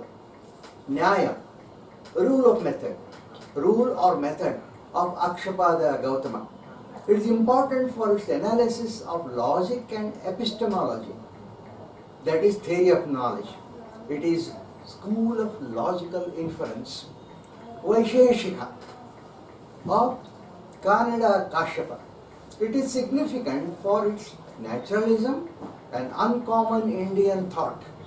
It analyzes material particles through two independent means of knowledge, perception and inference. Sankhya of Kapila. It is a dualistic Astika school of philosophy regarding human experience as being constituted by two independent realities, Purusha and Prakriti. Cognition, mind, emotions, Purusha being witness, consciousness. Yoga of Patanjali, also Bhaskara, Haribhaja, Bhoja. Its main philosophy is simple. Mind, body and spirit are one and cannot be separated.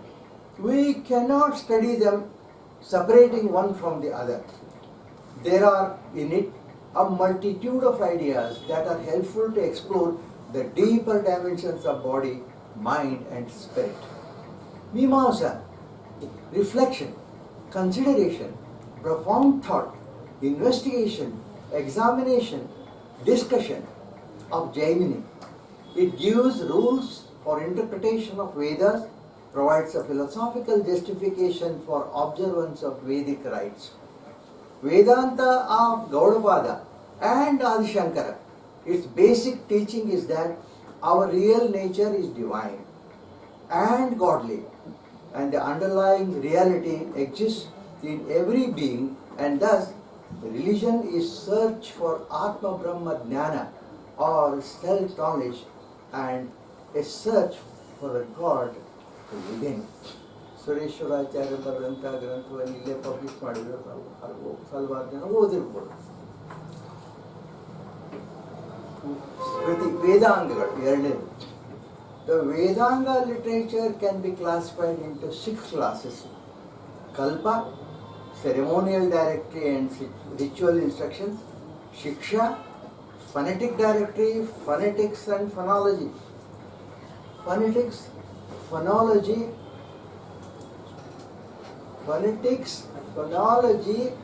ಈ phonetic ಈ ಶಬ್ದಗಳು ಯುರೋಪ್ನಲ್ಲಿ ಬಂದದ್ದು ಮೊನ್ನೆ. ಸಾರ್ಬಾನ್ ಯೂನಿವರ್ಸಿಟಿಯಲ್ಲಿ professor ಆಗಿದ್ದವರು, ಅವರು modern ಲಿಂಗ್ವಿಸ್ಟಿಕ್ಸ್ದ ಪಿತಾಮಹ. ಅವ್ರು ಕಲ್ಸಕ್ಕೆ ಶುರು ಮಾಡಿದ್ರು. ಭಾಷೆಯನ್ನು ಕಲಿಯೋದಕ್ಕೆ ವ್ಯಾಕರಣ ಬಿಟ್ಟು ಇನ್ನೂ ಒಂದು ಮೆಥಡ್ ಇದೆ ಅಂತ.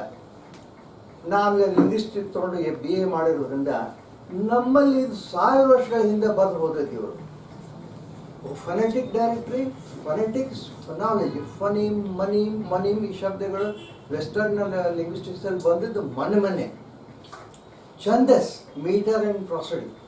ನಿರುಕ್ತ, exposition, etymology and explanation of words. Vyakarana, grammar and linguistic analysis. Jyotish ಅಂದರೆ ತಪ್ಪು ತಿಳ್ಕೊಳ್ಬಾರ್ದು. ಜ್ಯೋತಿಷ್ ಅಂದರೆ astrology, study of celestial bodies, and astronomy, study of cosmos. These two put together are Jyotisha. Smarta Sutra. Smarta Sutra has 2 categories. One is Grahya Sutra, domestic rites to be performed by a person. Samayacharaka Sutra, conventional daily practices that one should observe. ಇದು ಧರ್ಮಶಾಸ್ತ್ರ. ಈ ಧರ್ಮಶಾಸ್ತ್ರದ ಬಗ್ಗೆ ಮಾತಾಡಬೇಕಾದ್ರೆ ಸ್ವಾಮಿ, ನನ್ನ ಅಭಿಪ್ರಾಯ ಬೆಳಗ್ಗೆ ಸ್ನಾನ ಮಾಡಿ ಪವಿತ್ರ ಆದಮೇಲೆ ಮಾತ್ರ ಮಾತಾಡಬೇಕು ಈ ಧರ್ಮಶಾಸ್ತ್ರದ ಬಗ್ಗೆ. ಇಲ್ಲಂದರೆ ಈ ಧರ್ಮಶಾಸ್ತ್ರದ ಬಗ್ಗೆ ಮಾತಾಡಲಿಕ್ಕೆ ಹೋಗಲ್ಲ. ಧರ್ಮಶಾಸ್ತ್ರ means code of righteousness. It is the body of jurisprudence. That is the basis of legislative enactments. They are Sanskrit theological texts and refer to the treatises of Hinduism on dharma or righteous conduct. There are many dharma shastras, variously estimated to be 18 to 100 various points of view. ಮುಂದೆ ಬರೆದವ್ರ ಹೆಸರನ್ನ ತಗೊಳ್ಬೇಕಾದ್ರೆ ನನ್ನ ಕಂಠ ಗದ್ಗದ ಆಗ್ತದೆ. ಮಹಾಮಹೋಪಾಧ್ಯಾಯ, ಭಾರತ ರತ್ನ doctor Panduranga Vaman ಕಾಣೆಯವರು 40 ವರ್ಷ ಅವ್ಯಾಹತವಾಗಿ ಬಿಟ್ಟೂ ಬಿಡದೆ ಬೆನ್ನ ಹತ್ತಿ ಎಲ್ಲ ಧರ್ಮಗಳನ್ನು ಆಳವಾಗಿ ಅಭ್ಯಾಸ ಮಾಡಿ ಇನ್ನೇನು ಕಣ್ಣು ಹೋಗೋ ಪರಿಸ್ಥಿತಿ ಬಂದರೂ ಕೂಡ ಅವರನ್ನು ಕಂಟಿನ್ಯೂ ಮಾಡಿ ಅವರು ಹಿಸ್ಟ್ರಿ ಆಫ್ ಧರ್ಮಶಾಸ್ತ್ರ ಅಂತ 8 ವಾಲ್ಯೂಮ್ನಲ್ಲಿ ಬರೆದ್ರು. ಅದು ನನ್ನ ಮನೇಲಿ ಇದ್ದಾವೆ, ಯಾರಾದ್ರು ನೋಡ್ಬೇಕಂದ್ರೆ ಬಂದು ನೋಡ್ಬೋದು. ಮುಂದೆ ಅವರೇ ಬಾಂಬೆ ಯೂನಿವರ್ಸಿಟಿ ವೈಸ್ ಚಾನ್ಸಲರ್ ಆದರು. ಸ್ವಾಮಿ ಅವಾಗ ವೈಸ್ ಚಾನ್ಸಲರ್ ಆಗೋದಂದ್ರೆ ಬ್ರಿಟಿಷ್ ಗವರ್ನರ್ ಇನ್ವೈಟ್ ಮಾಡ್ತಿದ್ದ, ಅವ್ರು ದಯವಿಟ್ಟು ವೈಸ್ ಚಾನ್ಸಲರ್ ಆಗಬೇಕು ಈ ಯೂನಿವರ್ಸಿಟಿಗೆ ಅಂತ. On the invitation of governor they used to become vice chancellor, and the vice chancellor post we don't have salary those days. Bombay university vice chancellor ಪೋಸ್ಟ್ನ ಅಲಂಕರಿಸಿದವರು ಮಹಾಮಹೋಪಾಧ್ಯಾಯ ಭಾರತ ರತ್ನ ಪಾಂಡುರಂಗ ವಾಮನ ಕಾಣೆಯವರು. ಅವರು ಬರೆದು ಹೋದಂಥ ಧರ್ಮಶಾಸ್ತ್ರದ 8 ವಾಲ್ಯೂಮ್ಗಳನ್ನು ಮಹಾರಾಷ್ಟ್ರ ಸರ್ಕಾರದವರು ಈಗಲೂ ಪ್ರಿಂಟ್ ಮಾಡ್ತಾರೆ, ಈಗಲೂ ಲಭ್ಯವಿದ್ದಾವೆ. ನಮಗೆ ಭಾರತೀಯರಿಗೆ ಕೊನೆಯವರೆಗೂ ನಮ್ಮ ಮೇಲೆ ಅತ್ಯಂತ ಉಪಕಾರ ಮಾಡಿ ಹೋದವರಂದ್ರೆ ಕಾಣೆಯವರು. ಧರ್ಮಶಾಸ್ತ್ರ ಕಂಟಿನ್ಯೂಡ್ 20 ಧರ್ಮಶಾಸ್ತ್ರಗಳು ಇದ್ದಾವೆ. ಎಕ್ಸ್ಟ್ಯಾಂಟ್ ಅಂದರೆ ಇದಕ್ಕಿಂತ ಹೆಚ್ಚು ಇದ್ದು ಈಗ 20 ಇದ್ದಾವೆ, ಸದ್ಯ ಲಭ್ಯ ಇದ್ದಾವೆ. ಹಲವಾರು ಲುಪ್ತವಾಗಿ ಹೋಗಿದ್ದಾವೆ ಈ ದೇಶದಲ್ಲಿ. 20 ಧರ್ಮಶಾಸ್ತ್ರ ಅದರ extant which are mentioned by Yajnavalkya. ಅವು ಯಾವಂದ್ರೆ ಮನು, ಯಾಜ್ಞವಲ್ಕ್ಯ, ಅತ್ರಿ, ವಿಷ್ಣು, ಹರಿತ, ಉಷ್ಣ, ಅಂಗೀರಸ, ಯಮ, ಅಪಸ್ತಂಭ, ಸಮಾವರ್ತ, ಕಾತ್ಯಾಯನ, ಬೃಹಸ್ಪತಿ. ಬೃಹಸ್ಪತಿ ಅಂದ ತಕ್ಷಣ ಮಾತು ಅದೊಂದು ಆ ಬೃಹಸ್ಪತಿಗಳಿಗೆ ಮಾತು ಅದು ಅದ್ರ ಬಗ್ಗೆ. ಆ ಬೃಹಸ್ಪತಿಗಳು ದೇವರಿಲ್ಲ ಅಂದವರು, ನೀವು ನಮಗೆ ಋಷಿಗಳೇ. ಬೃಹಸ್ಪತಿ ನಾವು ಹೇಳ್ತೀವಲ್ಲ, ದೊಡ್ಡ ಬೃಹಸ್ಪತಿ ಆಗಿದ್ದಾನೆ ಅಂತ ಎಲ್ಲ ಗೊತ್ತಿದ್ದವನು ಬೃಹಸ್ಪತಿ. ಪರಾಶರ, ವ್ಯಾಸ, ಸಾಂಖ್ಯ, ಲಿಖಿತ, ದಕ್ಷ, ಗೌತಮ, ಶತಾತಪ, ವಶಿಷ್ಠ. ಈ 20 ಧರ್ಮಶಾಸ್ತ್ರಗಳು ನಮ್ಮ ಹತ್ರ ಇವತ್ತು ಇದ್ದಾವೆ. ಇದು ಇತಿಹಾಸದ ಬಗ್ಗೆ ರಾಮಾಯಣ ಮಹಾಭಾರತ ಅದ್ರ ಬಗ್ಗೆ ನಾನೇನು ಹೇಳೋ ಅವಶ್ಯ ಇಲ್ಲ, ತಮಗೆಲ್ಲರಿಗೂ ಗೊತ್ತಿದ್ದದೆ. ರಾಮಾಯಣ ಮಹಾಭಾರತನು 2 ಕಾಲಗಳ ಮೇಲೇ ಈ ದೇಶ ನಿಂತದ್ದು, ಈ ಸಂಸ್ಕೃತಿ ನಿಂತದ್ದು, ಈ ದೇಶದ ಅಸ್ತಿತ್ವ ನಿಂತದ್ದು ಅವು 2 ಮೇಲೇನೆ. ಅದರ ಅತ್ಯಂತ ಸಮರ್ಥವಾದಂಥ ಅನುವಾದಗಳು ಇಂಗ್ಲೀಷ್ನಲ್ಲಿಯೂ ಹಿಂದಿಯಲ್ಲಿಯೂ ಲಭ್ಯ ಇದ್ದಾವೆ. ಕನ್ನಡದಲ್ಲಿಯೂ ಇದೆ, ನನ್ನ ಹತ್ರ 32 ವಾಲ್ಯೂಮ್ ಇದೆ. ರಾಲ್ಫ್ ಅನ್ನೋರು ಅವ್ರು ಇಂಡಿಯಾಕ್ಕೆ ಬಂದು ತಿರುಗಿ ಹೋಗಲಾರ್ದೆ ಇಲ್ಲೇ ಉಳಿದು ಅವರು ರಾಮಾಯಣವನ್ನು ಅತ್ಯಂತ ಪೊಯಿಟಿಕ್ ಆಗಿ ಅನುವಾದ ಮಾಡಿಟ್ರು. ಅದು ಈಗಲೂ ಸಿಕ್ಕದು. ಇನ್ನು ಮಹಾಭಾರತ 1,00,000 ವರ್ಷದಿದ್ದು ತಮ್ಗೆ ಗೊತ್ತು. ಆ ಹೋಮರ್ನ ಈಲಿಯಡ್ ಆಮೇಲೆ ಒಡಿಸ್ಸಿ ಅವೆರಡು ಕೂಡಿಸಿದ್ರೆ ಅದ್ರ 10 ಪಟ್ಟಿದ್ದು 1,00,000 ಮಹಾಭಾರತದಲ್ಲಿ. ಇನ್ನು ಪುರಾಣಗಳು, Puranas are narrations of ancient legendary histories and traditions. Puranas aim in exalting one of the 3 deities, Trimurti, Brahma, Vishnu and Maheshwara. There are 10 major Puranas and 18 minor or Upapuranas. 6 relating to Brahma are called Rajas Puranas, and they are Brahma Purana, Brahma Vaivarta Purana, ಭವಿಷ್ಯ ಪುರಾಣ, ಬ್ರಹ್ಮಾಂಡ ಪುರಾಣ, ಮಾರ್ಕಂಡೇಯ ಪುರಾಣ, ವಾಮನ ಪುರಾಣ. 6 ಪುರಾಣಗಳು relating to Vishnu are called Sattvika ಪುರಾಣಗಳು, and they are Vishnu ಪುರಾಣ, ನಾರದೀಯ ಪುರಾಣ, ಪದ್ಮ ಪುರಾಣ, ಭಗವತ್ ಪುರಾಣ, ಗರುಡ ಪುರಾಣ, ಪುರಾಹ ಪುರಾಣ. 6 ಪುರಾಣಗಳು relating to Shiva are called Tamasa Purana. These are Shiva Purana, ಲಿಂಗ ಪುರಾಣ, ಸ್ಕಂದ ಪುರಾಣ, ಅಗ್ನಿ ಪುರಾಣ, ಮತ್ಸ್ಯ ಪುರಾಣ, ಕೂರ್ಮ ಪುರಾಣ. Puranas can be seen as proper Vedas of popular Hinduism. for a man in the street, for a common man like me. Puranas can be seen as proper Vedas of popular Hinduism, having been designed to convey the exoteric. Exoteric and intelligible only to a select initiated minority. Antava doctrines of Vedas so as to be comprehensible to all, on which account Puranas are sometimes called even Panchama Veda. Their name, Purana, itself signifies old traditional story.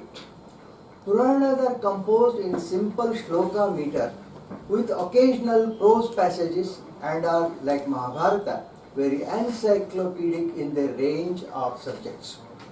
Bhagavata Purana in 12 books is perhaps the most popular, since it is devoted to exalt Vishnu or Krishna, one of whose name is Bhagavata. Adide ನನ್ನ ಹತ್ರ. ನೀತಿ ಶಾಸ್ತ್ರ, ನೀತಿ ಶಾಸ್ತ್ರದಲ್ಲಿ ಅಂತೂ ಭಾರತೀಯರ ಕೈ ಹಿಡಿದವರು ಯಾರಿಲ್ಲ ಈ ಜಗತ್ತಿನಲ್ಲಿ. ಭಾರತೀಯರು ಹಿಂದೆ ನಡೆದವರಿದ್ದಾರೆ, ಎಲ್ಲರೂ ಹಿಂದೆ ನಡ್ಕೊಂಡು ಬಂದವರು. ಆದರೆ ನೀತಿ ಶಾಸ್ತ್ರ ಅನ್ನೋದನ್ನು ಹುಟ್ಟು ಹಾಕಿದವರೇ ನಮ್ಮ ಪೂರ್ವಜರು. ನೀತಿ ಶಾಸ್ತ್ರ are ethical and didactic, that is intended to instruct, morally instructive. Writings of all types, including collections of fables and moral precepts. Niti Shastra includes, in the first place, works whose direct object is moral teaching, and in the second place, profuse didactic portions of the epic poems of Ramayana and Mahabharata and other works. ಇನ್ನುಳಿದ ಗ್ರಂಥಗಳಲ್ಲಿಯೂ ನೀತಿಶಾಸ್ತ್ರ ಹಾಸು ಹೊಕ್ಕಾಗಿ ಬರ್ಕೊಂಡು ಬಂದಿದೆ. ಕೇವಲ ನೀತಿಶಾಸ್ತ್ರ ಅಂತೇ ಇದ್ದಂತಹ ಸಾವಿರಾರು ಗ್ರಂಥಗಳು ನಮ್ಮಲ್ಲಿದ್ದಾವೆ. Aim of Nitishastra proper is to serve as guide to correct conduct niti in all relations, domestic, social and political. In Niti Shastra again we can make two divisions. One, regular collections of moral maxims, and the brief expressions of general truth. Apothegms, short cryptic remarks containing some general or generally accepted truths. Idu one group adre innondu collections of fables, neeti kathigalu. Fables, short moral stories, especially with animals as characters, and epilogues, allegories or moral fable. ಅದನ್ನು ತಿಳ್ಕೊಂಡು ಹೇಳಿದ್ರು, ಒಂದು ಪುಟ್ಟ ರಾಜಕುಮಾರನ ಅನುಮಾನ ಮಾಡಿದ್ದೇನೆ ಅಂದರೆ ಅದು it comes under the category of allegory. Regular collections of moral maxims and apothegms ಯಾವುವು ನಮ್ಮಲ್ಲಿ ಅಂದರೆ, these are generally in metrical stanzas and contain charming allusions to natural objects and domestic life, with occasional striking thoughts on the nature of God and immortality of soul, as well as sound ethical teaching on various relations and conditions of society. Our ancestors have been always delighted in apothegms, short, cryptic remarks containing some general or generally accepted truths. ನಮ್ಮ ಹಿರಿಯರು ಎತ್ತಿದ ಕೈಯವರು ಕೆಲವೇ ಶಬ್ದಗಳಲ್ಲಿ ಬ್ರಹ್ಮಾಂಡವನ್ನೇ ಹೇಳೋರು. ಅಹಂ ಬ್ರಹ್ಮಾಸ್ಮಿ, ತತ್ವಮಸಿ, ಎಷ್ಟು ಬಂದು 1000 ಪೇಜ್ ಬರ್ಕೊಳ್ಳೋರು. ನೀತಿ ಶಾಸ್ತ್ರ we can make two divisions. There is the regular collection of short regular collections of moral maxims, brief expression of general truth. Apothegms, short cryptic remarks of containing some general or generally, ಆಮೇಲೆ collections of fables.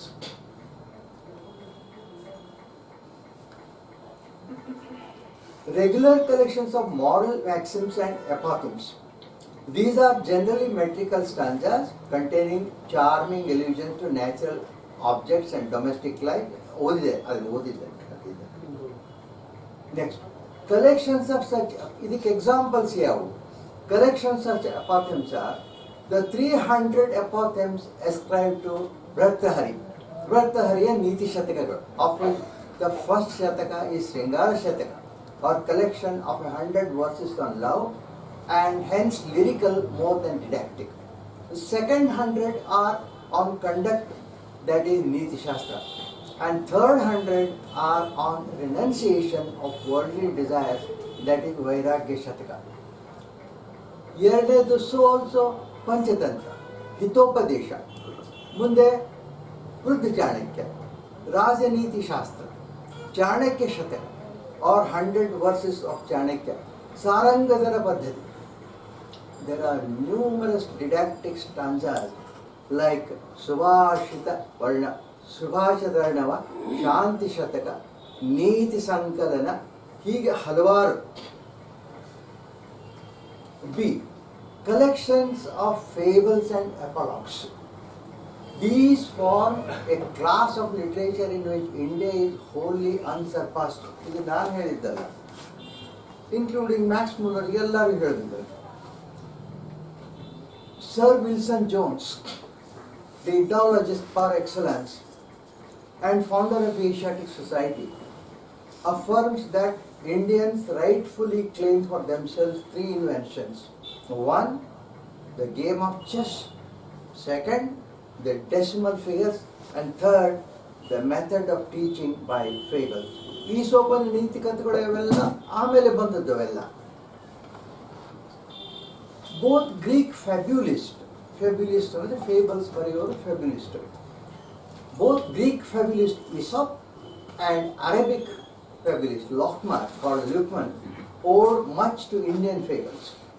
Indeed, some ancient book of Sanskrit apologues, of which the present representative available is Panchatantra, and which has been translated into Hebrew, Arabic, Palavi, Persian, Turkish, Italian, French, German, English, and almost every known language of the literary world, is the original source of all the well-known fables current in Europe and Asia of more than 2000 years, since the days of Herodotus. ಆ Herodotus ಕಾಲದಿಂದ ಫೇಬಲ್ಸ್ಗೆ India is the origin. Panchatantra is itself source of later famous work, Hitopadesha. The fables contained in Panchatantra are referable to a period long preceding Jesus Christ.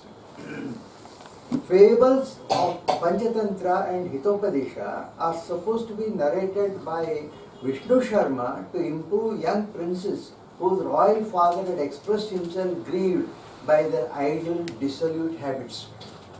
A still larger collection of fables, Kathas and Sarisagara, in Sanskrit was compiled by Somadeva Bhatta of Kashmir towards the 11th century, which in turn was from a still larger but extinct Brahat Katha of Gunadja, Illana Matrigal, composed in 1st or 2nd BC in Prakrit, the extinct Sanskrit version of which by Durvindita is mentioned in ಕನ್ನಡದ ಕವಿರಾಜ ಮಾರ್ಗದಲ್ಲಿ ಅದ್ರ mention ಬರ್ತದೆ, ಅದಿತ್ತು ಅಂತ ಇವತ್ತಿಲ್ಲ ಅದು. Other collections of tales of works of fiction which are not however properly Niti Shastra, though they are ನೀತಿ ಬಿಟ್ಟು ನಮ್ಮ ಯಾವ ಸಾಹಿತ್ಯವೂ ಇಲ್ಲ, ಎಲ್ಲ ಸಾಹಿತ್ಯದಲ್ಲಿಯೂ ನೀತಿ ಹಾಸುಹೊಕ್ಕಾಗಿ ಬರೆಕೊಂಡಿದೆ. ಆದರೆ ಅದು ದಾಟಿ ಕೇವಲ ಪ್ಯೂರ್ಲಿ ನೀತಿಶಾಸ್ತ್ರ ಅಂತ ಒಂದು ದೊಡ್ಡ ಒಂದು ಸೆಕ್ಷನ್ ಇದೆ ನಮ್ಮಲ್ಲಿ. Other collections of tales and works of fiction which are not however properly Niti Shastra are Dashkumara Charita of Dandi, who lived in the 11th century, Vetala Vinshati, 25 Tales of Demon by Jambara Datta, which is origin of well-known collections of stories called Vetala Pishachi, ಚಿಕ್ಕವರಿದ್ದಾಗೆಲ್ಲರೂ ಓದ್ತಾನೆ ಬಂದಿದ್ದೀವಲ್ಲ. Narrated to King Vikramaditya, who tries to carry a dead body occupied by a Vetala. Then Simhasana Daktrishata, also called Vikramacharita, which are stories related by 32 images of King Vikramaditya's throne, which was recently dug up near Thara, capital of Rajabhoja, to whom the tales were told, who ruled in the 10th century. Niti Shastra, if we continue. Shaka Saptati, or 70 Tales of Pet Parrot, of which several Persian versions are available. Katharnava, or Ocean of Stories, attributed to Shivadasa. Bhoja Prabhata, composed by Vallada, celebrated by Raja Bhoja. Kadambari, a kind of novel by Bana of 7th century, flourished in the court of Harshavardhana. Vasavadatta, a romance by in the 7th century. Now we come to Kavya. Kavya, that is arts poetica and rhetorica. That is poetic art and study of the technique of using language effectively. Drama and other literature. This is the category which we continue now. These follow on Ramayana and Mahabharata to a great extent and are part of Smriti. This literature can be broadly divided into two classes: Kavya, other great poems, and dramas. In the category of Kavyas, 6 are termed Mahakavyas. Not because their length, but which are generally short, but because of the subjects dealt with by them. ಈ 6 ಮಹಾಕಾವ್ಯಗಳು ಯಾವಂದ್ರೆ Raghuvansh of Kalidasa. It has the same theme as Ramayana, but begins with a larger account of genealogy of Ramachandra. ಎರಡನೇದು ಕುಮಾರ ಸಂಭವ of Kalidasa. This Mahakavya is in 6 adhyayas and its subject is birth of Kumara or Kartikeya, son of Shiva and Parvati. ಮೂರನೇದು Meghdoot of Kalidasa. ಸಾಕಷ್ಟು ಜನರು ತಾವು ಓದಿದ್ದೀರಿ. Kalidasa. It's a long poem of 116 verses, rendered very effectively and nicely into Kannada by Sali Ramchandra ಮಾಡಿದ್ದಾರೆ. ಇನ್ನು ಕಿರಾತ ಅರ್ಜುನೀಯ of Bharvi.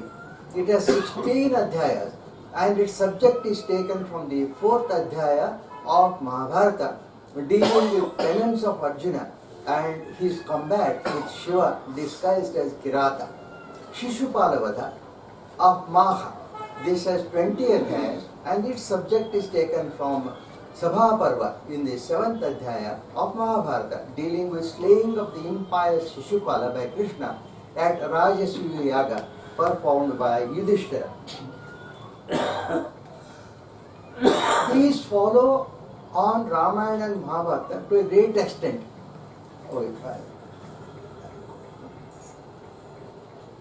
Then 6, Naishada or Naishadya by Sriharsha, who is the greatest of all skeptical philosophers. ನೋಡಿ ನಮ್ಮ ದೇಶದಲ್ಲಿ philosopher ಅಂದ ತಕ್ಷಣ they can be skeptics also.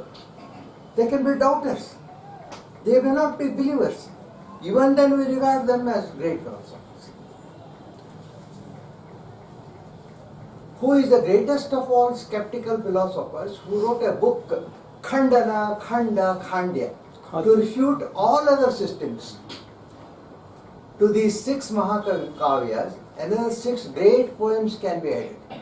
ಯಾವಂದ್ರೆ ಒಂದು Ritusamhara, or collection of seasons, which is short but celebrated poem of Kalidasa on the 6 seasons: Grishma, Varsha, Sharad, Hemanta, Shishira, Vasanta.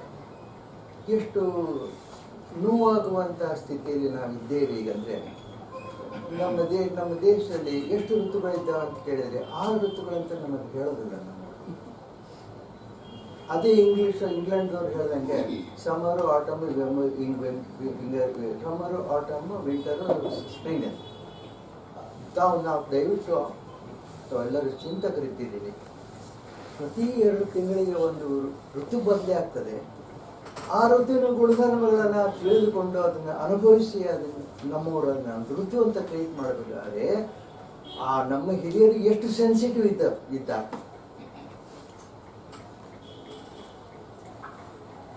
Rutusamar, or collection of seasons, which is a short but celebrated poem of Kalidasa of the 6 seasons: Grishma, Varsha, Sharad, Hemant, Shishir and Vasanta. Nalodaya, or Rise of Nala, on much the same subject as Naishada of Sriharsha, and describing restoration of fallen Nala to prosperity and power.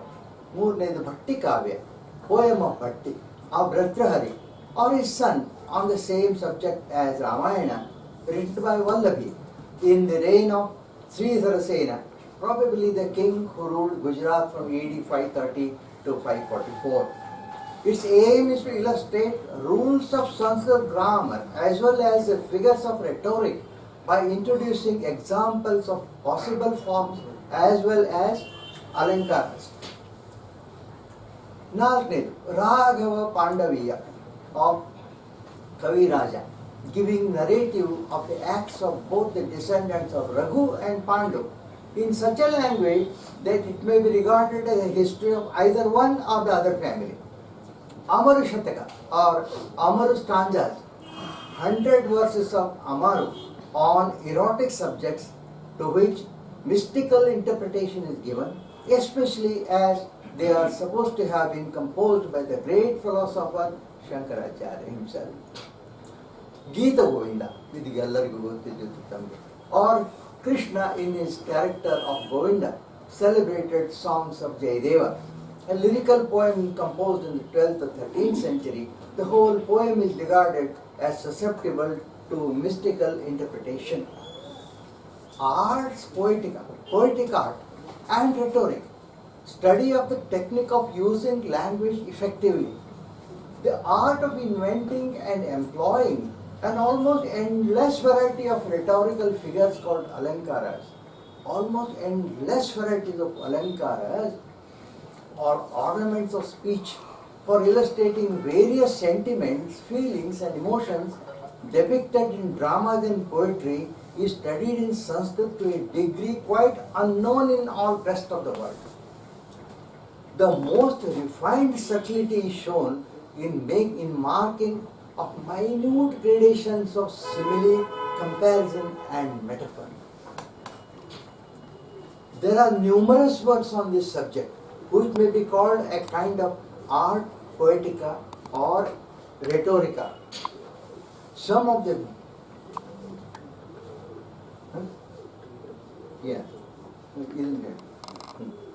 some of the best known art poetica or rhetorica are especially dramatic. ಎರಡನೇದು ಕಾವ್ಯ ದರ್ಶನ, Mirror of Poetry by Dandi. Then Kavya Prakasha, Illumination of Poetry by Mammata. Commentary on this by Govinda is called Kavya Pradeep. ನಾಲ್ಕನೇದು Dasharupaka, description of 10 kinds of dramatic compositions called Rupaka by Dhananjaya. Then Kavya Alankara Vritti, explanation of the ornaments of poetry by Vamana. Saraswati Kanthavarana, necklace of goddess Saraswati by Rudrabhatta. This describes and illustrates by example various emotions, feelings, affections of love, lovers female and male Nayaka and Nayika as exhibited in dramas. Yentedu Rasamanjan, cluster of emotions, cluster of affections is a work on rasas by Bhanudatta. In Natya Shastra, adra ಬಗ್ಗೆ ಎಷ್ಟು ಮಾತಾಡಿದ್ರು ಕಡಿಮೆನೆ. Natya Shastra of Bharata sets out 8 fundamental feelings or mental states referred to as Thai bhavas or rasas, which can be experienced by human beings, which are hasya, shoka, krodha, utsaha, bhaya, jugupsa, vismaya, rati. To these, shanta or quietude is added, thus making it navarasa. These are termed Sthai bhavas by Bharata, who further lists 33 Sanchari bhavas. Such deep and fine study of human feelings is spellbinding. ನಾನು ಅತ್ಯಂತ senior psychiatrist ನನ್ನ doctor, ತುಂಬ senior. ಅವ್ರ ಹತ್ರ ಕೂತು ಮಾತಾಡುವಾಗ ಭರತನ ನಾಟ್ಯಶಾಸ್ತ್ರದಲ್ಲಿ 6 ಸ್ಥಾಯಿ ಭಾವಗಳು, 33 ಸಂಚಾರಿ ಭಾವಗಳನ್ನು ರೆಕಗ್ನೈಸ್ ಮಾಡ್ತಾನೆ ಮನುಷ್ಯರ ಫೀಲಿಂಗ್ಸ್ನಲ್ಲಿ ಅಂದಾಗ ಅವರು ನನಗಿಂತ ದೊಡ್ಡವರು. ಅವ್ರ ಹಣೆ ಮೇಲೆ ಕೈ ಇಟ್ಕೊಂಡು ಇದ್ರ ಕಾಲ್ ಭಾಗ ನಮ್ಗೆ ಗೊತ್ತಾಗಿದ್ರೆ ಆ ವ್ಯಕ್ತಿಯ ಮನೋಸ್ಥಿತಿ ಏನು ಅಂತ ನಮ್ಗೆ ಕೇಳಿಸಾಕಾಗಿತ್ತು. ಇದು ಕಾಲ್ ಭಾಗ ಕೂಡ ನಮ್ಗೆ ತಿಳಿದಿದೆ. ನೋಡಿ ಆ 33 ಸಂಚಾರಿ ಭಾವಗಳನ್ನು ಅಂದರೆ ಮನುಷ್ಯನ ಸ್ಟೇಟ್ ಆಫ್ ಇಮೋಷನ್ಸ್ ರೆಕಗ್ನೈಸ್ ಮಾಡಬೇಕಾದ್ರೆ ಆ ಭರತ ಅವನಿಗೆ ಎಷ್ಟು ಸೆನ್ಸಿಟಿವ್ ಇದ್ದಾನೆ,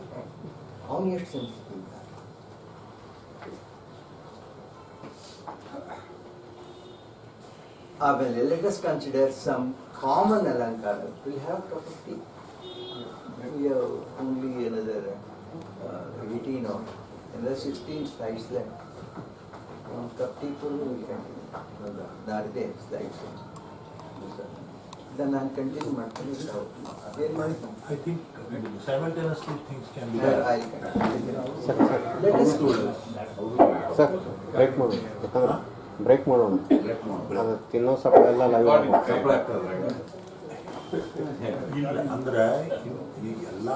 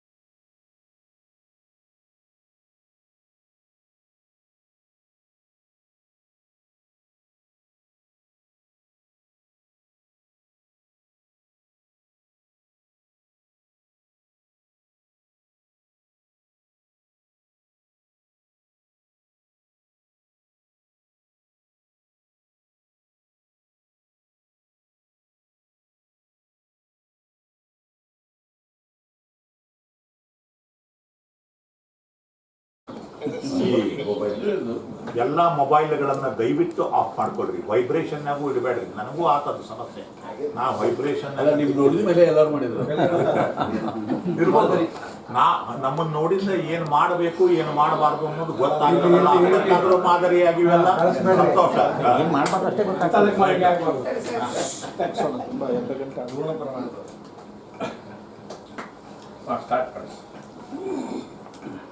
ಸೊ ಈಗ ನಾವು 44ನೇ ಸ್ಲೈಡ್ನಲ್ಲಿದ್ದೀವಿ.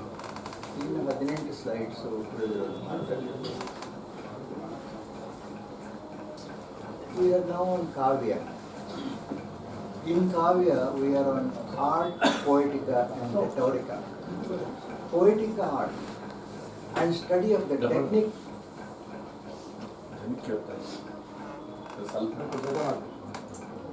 Can you hear me? You can hear? We are now on Kavya, art, poetica and rhetorica. Poetic art and study of the technique of using language effectively. Drama and other literature. So we are continuing that topic. ಭಾಷೆಯನ್ನು ಬಳಸುವುದರಲ್ಲಿ ಭಾರತೀಯರಷ್ಟು ಸಮರ್ಥರು ಬಹುಶಃ ನನ್ನ ಅಲ್ಪ ಬುದ್ಧಿಗೆ ತಿಳಿದಂಗೆ ಜಗತ್ತಿನ ಬೇರೆಯಲ್ಲಿ ಯಾರು ಇರಲಿಕ್ಕಿಲ್ಲ. ಸಾವಿರಾರು ವರ್ಷಗಳ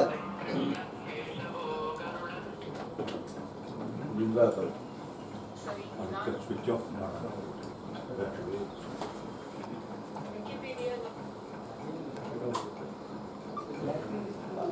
ಕೇಳ್ತದಲ್ಲ ನಮ್ಮ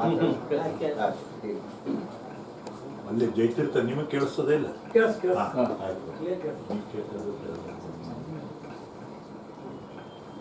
ಸಾವಿರಾರು ವರ್ಷಗಳ ಇತಿಹಾಸದಿಂದ ಭಾಷೆಯ ಇತಿಹಾಸದಿಂದ ಹೊರಟು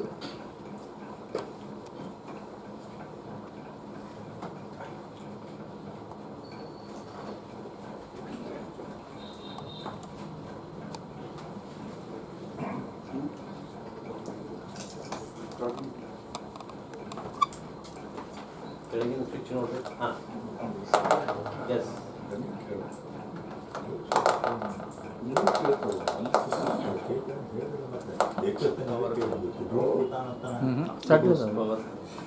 ತಿರುಗಿಸಿ ಡೈರೆಕ್ಷನ್ ಕ್ರಾಸ್ ಹಾಂ ಭಾಷೆಗೆ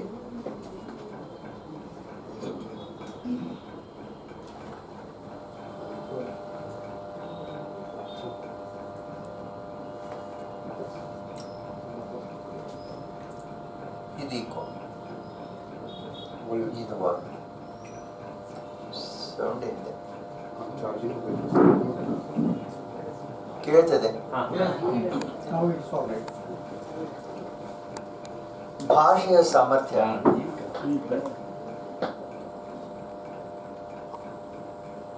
ಭಾಷೆಯ ಬಗ್ಗೆ ಅಪಾರವಾದಂಥ ಶ್ರದ್ಧೆ,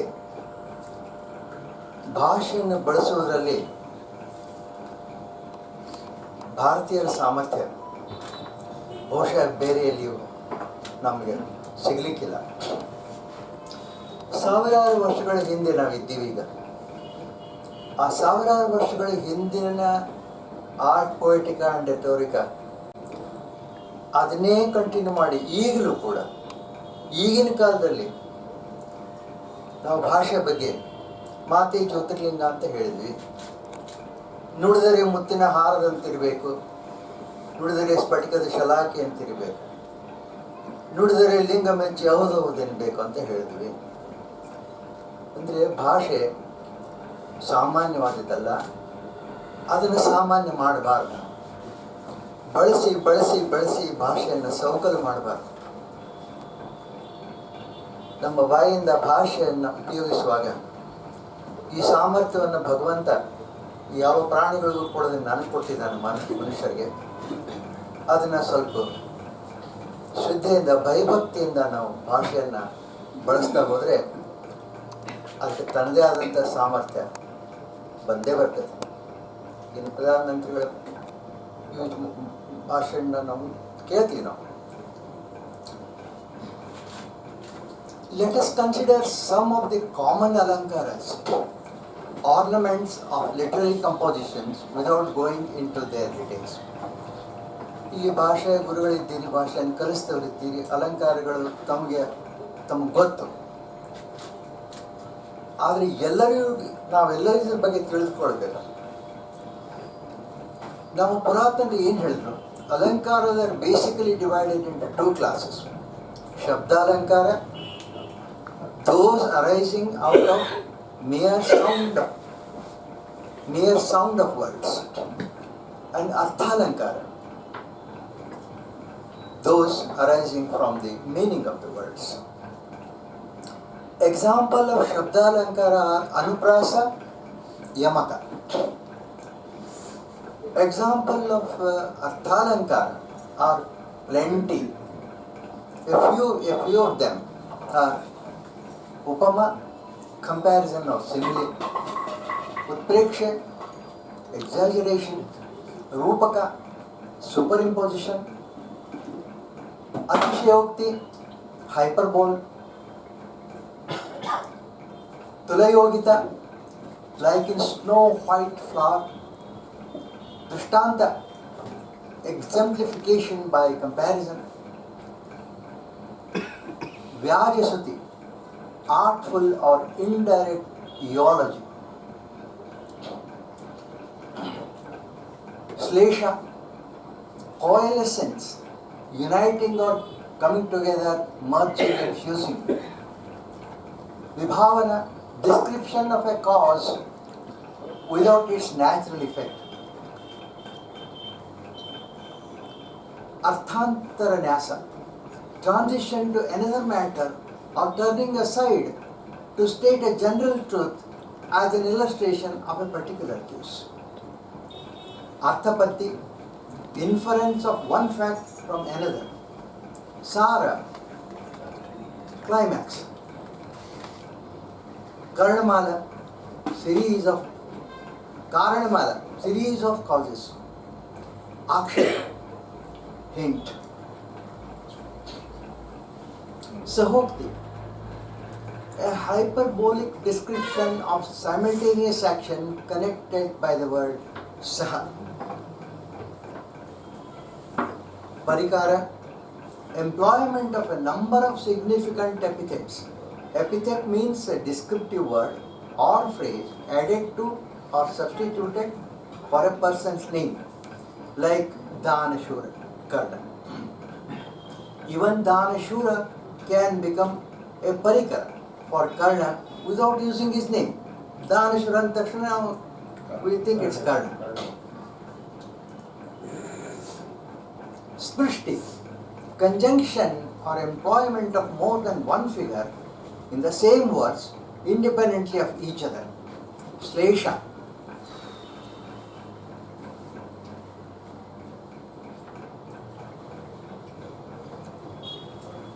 when we come to dramatic writing, we are obliged to agree that its origin, like that of Kavya, and nearly every department of Sanskrit literature, is lost in hoary antiquity. There are evidences that plays were enacted as early as during the reign of Ashoka in the 3rd century BC. Though some rudimentary interaction between India and Greece had just started then, the Indian drama was entirely indigenous, both in form and in content. The earliest drama which has come down to us is Mrichakatika, or clay card in 10 acts, composed by Shudraka, a royal author who is believed to have reigned in 7th century BC. It was composed when Buddhism was flourishing in full vigor in India.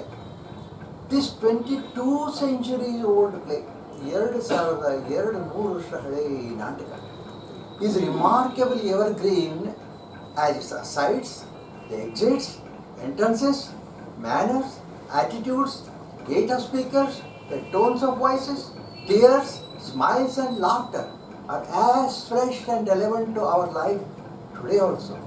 ಇದಕ್ಕೆ ಹೇಳೋದು ಏನಂದರೆ, ಈ ಉಳಿದಿರುವ ಜಗತ್ತಿನಲ್ಲಿ ಜೀವಂತ ಸಂಸ್ಕೃತಿ ಉಳಿದಿರೋದು ಒಂದೇ ಒಂದು, ದಟ್ ಇಸ್ ಇಂಡಿಯನ್ ಕಲ್ಚರ್. ಒಂದೇ ಉಳಿದಿರೋದು. A great number of ancient plays besides Mritchakatika are extant. Fortunately, they are still available and performed even now with popular with spectators. The singular feature of Indian dramatic literature is there is not a single tragedy. Where the greatest drama form in Greece is supposed to be tragedy, in India, the singular feature of Indian dramatic literature is that there is not a single tragedy. An Indian dramatic rule says that killing of a hero is not to be done and not even to be hinted at. So, no hero is ever killed on the Indian stage.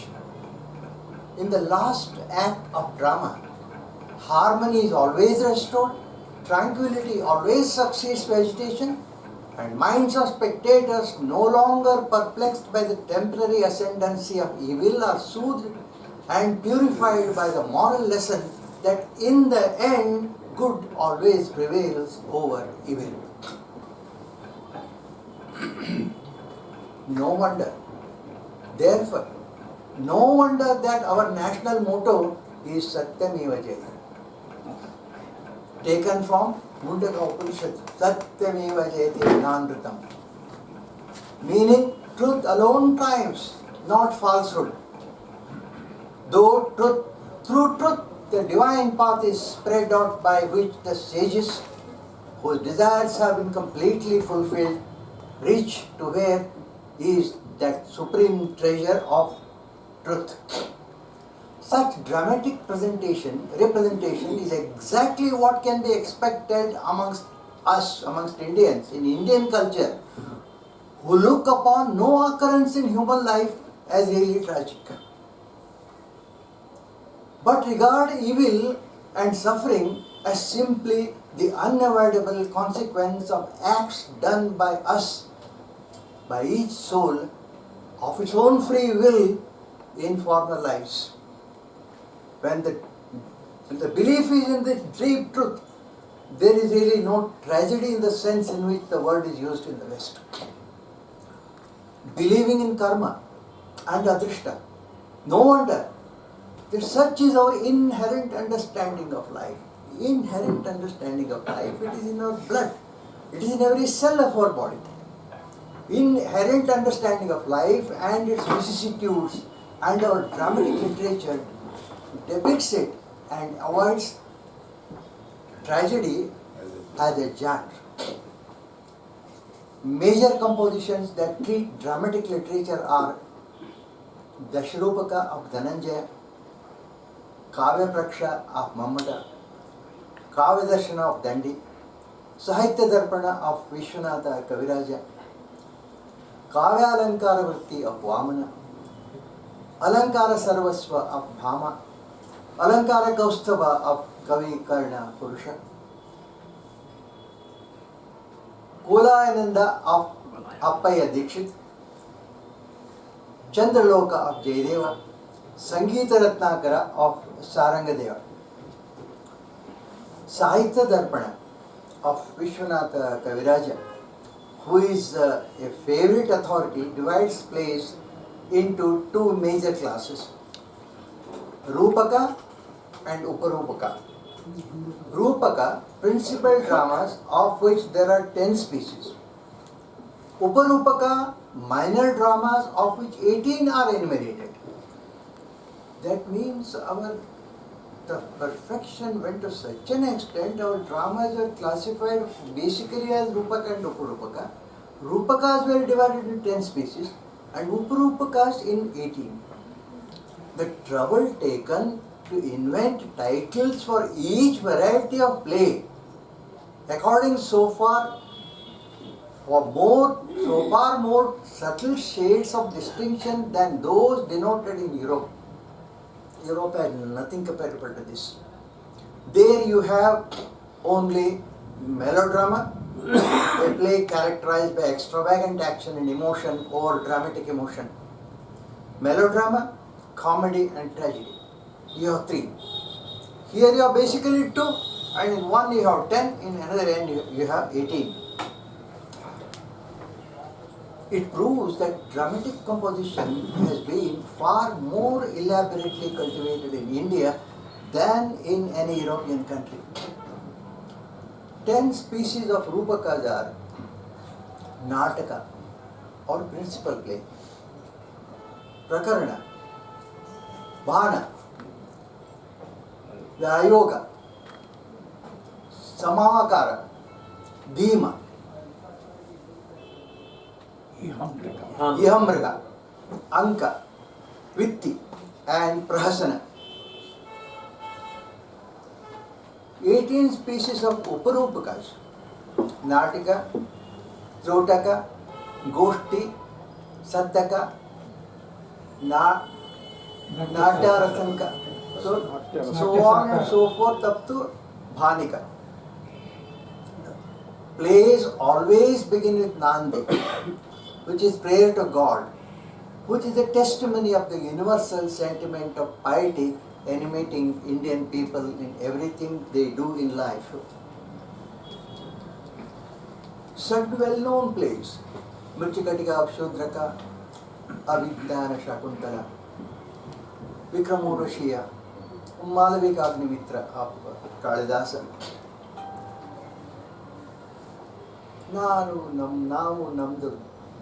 ನಮ್ಮ ದೊಡ್ಡಸ್ತಿಗೆ ನಾವು ಯಾಕೆ ಹೇಳ್ತೀವಿ? ಗಾಯತೆ ಏನು ಹೇಳಿದ್ರು? Johann Wolfgang Goethe, the renowned German poet, ನಿಮಗೆಲ್ಲರಿಗೂ ಗೊತ್ತು, one of the giants of literature. Goethe, the renowned German poet, novelist and dramatist, showered unqualified praise on Shakuntala. What he wrote, I repeated here.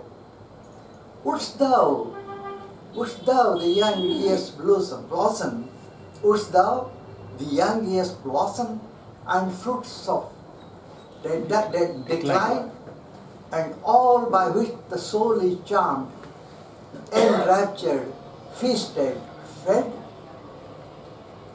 Wouldst thou, the earth and heaven itself, in one sole name want to combine? I name thee, O Shakuntala, and all at once is said. He said, just say one word, Shakuntala, everything is said. He asks the reader, he asks the scholar, wouldst thou, the young years blossom and fruits of decline, and all by which the soul is charmed, enraptured, feasted and fed? Wouldst thou, the earth and heaven itself in one sole name want to combine? I name thee, O Shakuntala, and all at once is said. There is nothing more to say on this than repeat this. Bhavabhuti, 8th century, who is second only to Kalidasa. He, like Kalidasa, wrote only 3 plays. Kalidasa ಬರೆದದ್ದೇ 7, ನೀವು ಬರೆದಿದ್ದೇ 3. ಮಾಲತಿ ಮಾಧವ, ಮಹಾವೀರ ಚರಿತ, ಉತ್ತರ ರಾಮಚರಿತ. ಬರೆಯೋದು ಅಂದರೆ ಇದಪ್ಪ. ಅವರು ಬರೆದು ಹೋದ್ರೆ 7, ಇವರು ಬರೆದು ಹೋದ್ರೆ 3. ಇನ್ನೂ ಎಷ್ಟು 7,000 ವರ್ಷಗಳು 3,000 ವರ್ಷಗಳು ಹೋಗ್ತಾವೆ. ಇವು ಅಜರಾಮರಾಗಿ ಉಳಿತಾವೆ. ಇದಕ್ಕಂತಾರಪ್ಪ ಬರೆಯೋದು ಅಂತ. ದೈವಿ ಸಂಭೂತರು ಇವರೆಲ್ಲ. Ratnavali or jewel necklace by King Harshadeva, Mudra Rakshasa or Signet ring Rakshasa by Vishakadatta, Hanuman Nataka or Mahanataka by Mishra Damodara, and Anargha Raghava by Murari. Prasanna Raghava by Jayadeva, the same author of Gita Govinda. Abhirama Mani by Sundar Mishra. Champu Ramayana by Bhojaraja. Raghavabhyudaya and Bala Ramayana by Rashekara. Udatta Raghava and Charitarama and Prabodha Chandrodaya by Krishna Mishra.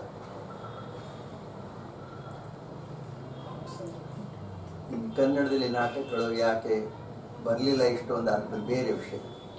ಎಪಿಲಾಗ್ last slide ಬರೋಕ್ಕಿಂತ ಮೊದಲು ಇದೊಂದು slide ಹೇಳ್ತಾ ಇದ್ದೀನಿ. Let us take leave of our toddler's exploration of the vast and deep ocean of our splendid heritage of Sanskrit literature by offering reverence to a few learned treatises of mathematics, law, dramatics, economics, linguistics, which we did not touch upon in our brief exploration. ನಾವು ಕೇವಲ ಸಾಹಿತ್ಯ ಮಾತ್ರ ಇದರಿಂದ ತಿಳ್ಕೊಳ್ಳೋದು ಬೇಡ, ಇದೆಲ್ಲ ಇದು ನಾವು ಟಚ್ ಮಾಡಲಿಲ್ಲ. Let us take leave of our toddler's exploration of the vast and deep ocean of our splendid heritage of Sanskrit literature by offering reverence to a few learned treatises of mathematics, law, dramatics, economics and linguistics, which we did not touch upon in our brief exploration. Leelavati, treatise of mathematics by Bhaskaracharya of Bijari village in Bijapur Taluka, district.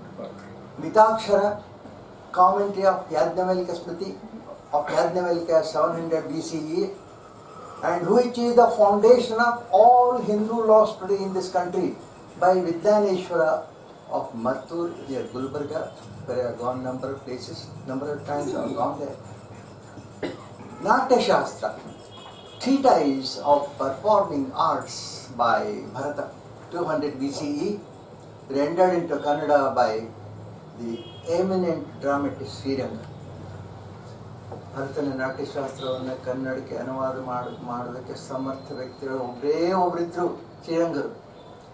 English ಅಂದರೆ English, Kannada ಅಂದರೆ ಕನ್ನಡ, ಸಂಸ್ಕೃತ ಅಂದರೆ ಸಂಸ್ಕೃತ, ನಾಟ್ಯ ಅಂದರೆ ನಾಟ್ಯ, performing art ಅಂದರೆ performing art, ಎಲ್ಲ ಗೊತ್ತಿದ್ದವರು ಅದನ್ನು ಅನುವಾದ ಮಾಡಿ ನಮ್ಮ ಕೈಲಿಟ್ಟು ನಮ್ಮನ್ನು ಆಜೀವ ಪರ್ಯಂತ ಉಪಕೃತ ಮಾಡಿಟ್ಟು ಹೋಗಿದ್ದಾರೆ ಅವರು. ಅರ್ಥಶಾಸ್ತ್ರ, treatise of economics by Kautilya. ಈಗ ನಾವು ಬೈಪಾಸ್ನ ರೋಡ್ ಮೇಲೆ ಹೋಗುವಾಗ ಟೋಲ್ ಕೊಡ್ತೀವಿ, ಭಾಳ ಜನ ತಿಳ್ಕೊಂಡಿದ್ದಾರೆ ಎಕ್ಸ್ಪರ್ಟ್ಸ್. ನಾನು PW ಸೆಕ್ರೆಟರಿ ಬಂದವನು. ಟೋಲಿಂಗ್ ಆಫ್ ದ ರೋಡ್ಸ್ ಇದು ವೆಸ್ಟರ್ನ್ ಕನ್ಸಲ್ಟೆಂಟ್ಸ್ ಅಂತ ಕಲ್ತಿದ್ದು ಅಂತ. ಕೌಟಿಲ್ಯನ ಅರ್ಥಶಾಸ್ತ್ರದಲ್ಲಿ 400 BCದಲ್ಲಿ ಕೌಟಿಲ್ಯ ಹೇಳ್ತಾರೆ ರೋಡ್ಗಳು ಎಷ್ಟಾಗಲ ಇರಬೇಕು, ಊರಿನಲ್ಲಿ ರೋಡ್ ಎಷ್ಟಾಗಲ ಇರಬೇಕು, ಅಳತೆನೇ ಕೊಡ್ತಾನೆ ನಾವು. ಊರಿನಲ್ಲಿ ರೋಡ್ ಇಷ್ಟಾಗಲ ಇರಬೇಕು, ಅರಣ್ಯದಲ್ಲಿ ಇಷ್ಟಾಗಲ ಇರಬೇಕು, ಊರಿಂದ ಊರಿಗೆ ಇಷ್ಟಾಗಲ ಇರಬೇಕು, ಸಮಾಧಿಗೆ ಹೋಗೋದು ಇಷ್ಟಾಗಲ ಇರಬೇಕು. ಆಮೇಲೆ ಹೇಳ್ತಾನೆ ರಾಜ ತನ್ನ ರಾಜಧನದಿಂದ ರೆವಿನ್ಯೂದಿಂದ ರೋಡ್ಗಳನ್ನು ಕಷ್ಟ ಮಾಡಬೇಕು, ಆದರೆ ಮೇಂಟೆನೆನ್ಸ್ ಟೋಲ್ ಮಾಡಿ ಮೇಂಟೆನೆನ್ಸ್ ಮಾಡಬೇಕು. So tolling is nothing new, is not we are learn from the west, they are learn from us. Arthashastra, treatise of economics by Kautilya.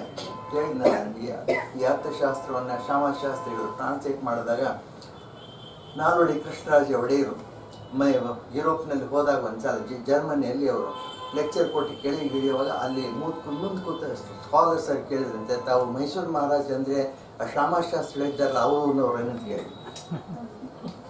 ಆ ಮಹಾರಾಜರು ಬಂದು ಆಸ್ಥಾನಕ್ಕೆ ಶ್ಯಾಮಶಾಸ್ತ್ರಿಯನ್ನು ಕರೆಸಿ, ನೋಡಪ್ಪ ಸಂಸ್ಕೃತದಲ್ಲಿ ಶ್ಲೋಕ ಇದೆಯಲ್ಲ, ರಾಜ ತನ್ನ ರಾಜ್ಯದಲ್ಲಿ ಮಾತ್ರ ಗೌರವಿಸಲ್ಪಡ್ತಾನೆ, ಆಮೇಲೆ ಸ್ಕಾಲರು ಎಲ್ಲ ಈ ಜಗತ್ತಿನಲ್ಲಿ ಗೌರವಿಸಲ್ಪಡ್ತಾನಂತೆ. ಹಾಗೆ ಅಲ್ಲಿ ನನಗೆ ಕೇಳಿದ್ರಪ್ಪ, ನಾನು ನಿನ್ನೂರ್ನವನೇನು ಅಂತ. ಅವರು ಟ್ರಾನ್ಸ್ಲೇಟ್ ಮಾಡಿದ್ದು. ಇದನ್ನು ಟ್ರಾನ್ಸ್ಲೇಟ್ ಮಾಡಿದಾಗ ವೆಸ್ಟರ್ನ್ ಸ್ಕಾಲರ್ಸ್ ಅನ್ನು ಲಿಟ್ರಲಿ ತಲೆ ಮಾಡಿ ಇಟ್ಕೊಂಡ್ರು.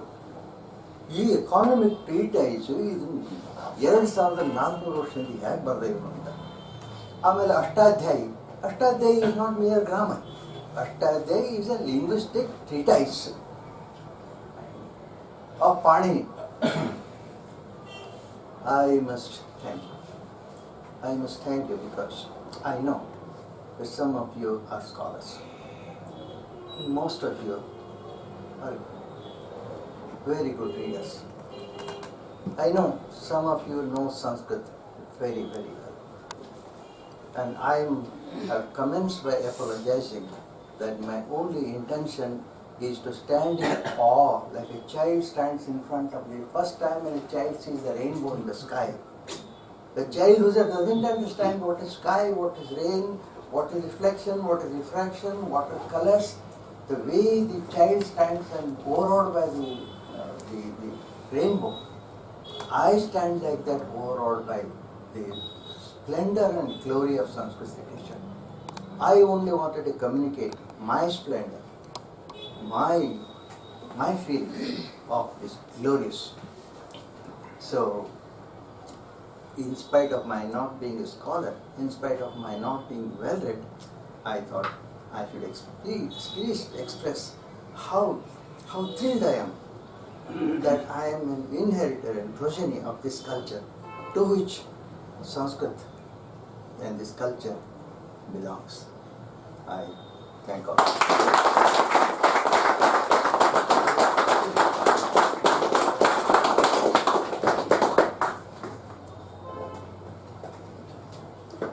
ಒಂದು ಮಾತು ನಿಮ್ಮ ಮಾತಿಗೆ ಜೋಡಣೆ ಅಷ್ಟೇ. ಋಗ್ವೇದದ ಬಗ್ಗೆ ಹೇಳೋ ಕಾಲಕ್ಕೆ ಜೂಜುಗಾರನ ಆಳೋದ್ರ ಬಗ್ಗೆ ಹೇಳಿದ್ರಿ ನೀವು. ಇದೆ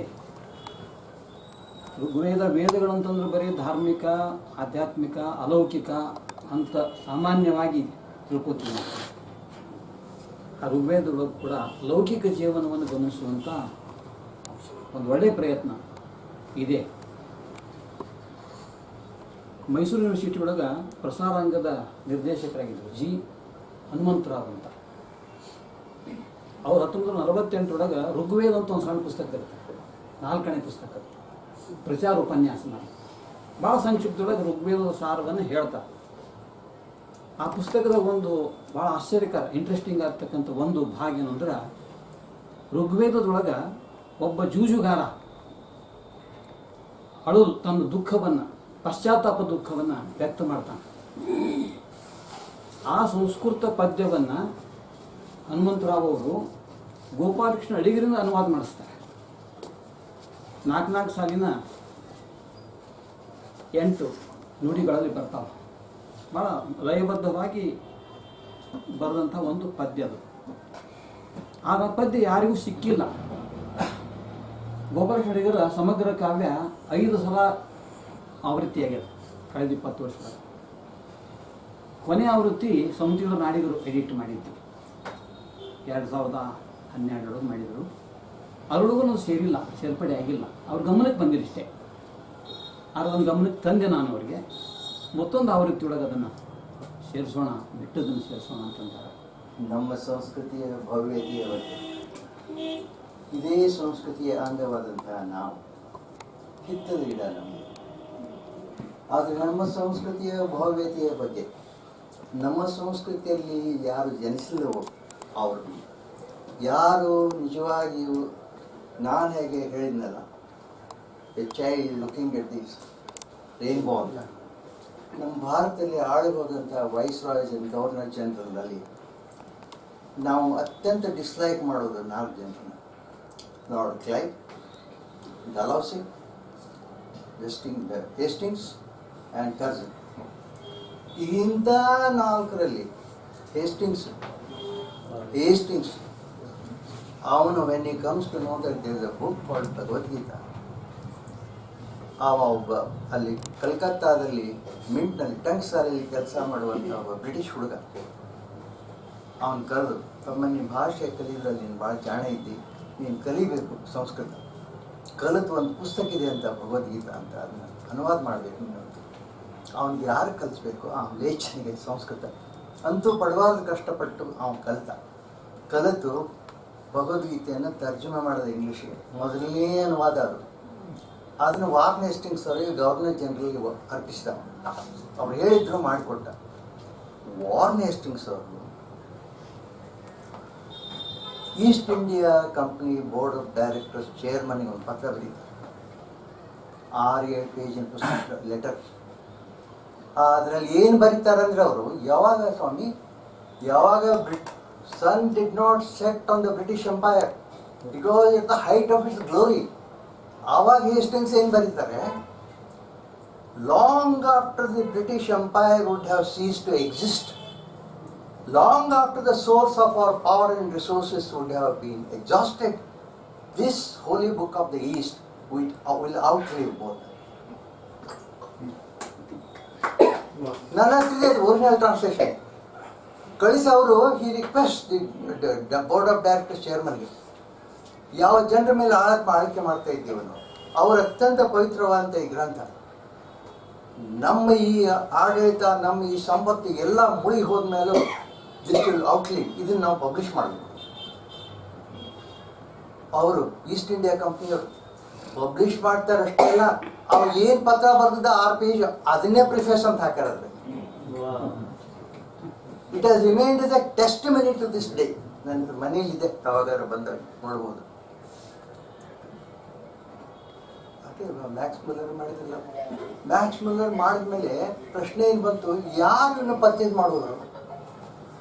ಇಡೀ ಜಗತ್ತಿನಲ್ಲಿ ಭಾಳ ಅಂದರೆ ಒಂದು 100 ಸೆಟ್ ಲೈಬ್ರರಿಗಳಿಗೆ ಹೋಗ್ಬೋದು. ಇಷ್ಟು ದುಡ್ಡು ಹಾಕಿ ಯಾರು ಪ್ರಿಂಟ್ ಮಾಡಬೇಕು? ಅವಾಗ East India Company director he writes a letter to Max Muller, ನೀವು ಹೀಗೆ books, holy books of the East ಅಂತ ಅನುವಾದ ಮಾಡಿದ್ದೀರಂತೆ, ಯಾವ ಜನರ ಮೇಲೆ ನಾವು ಆಳ್ವಿಕೆ ಮಾಡ್ತಾ ಇದ್ದೀವೋ ಅವರು, ನಾವು ಅವ್ರ ಜ್ಞಾನಕ್ಕಾಗಿ ದೇವತೆಯನ್ನೇ ಸೃಷ್ಟಿಸ್ಕೊಂಡವರು ಸರಸ್ವತಿ ಅಂತ, ಅವ್ರ ಮೇಲೆ ಆಳೋದಕ್ಕೆ ನಮಗೇನು ಹಾಕಿದೆ?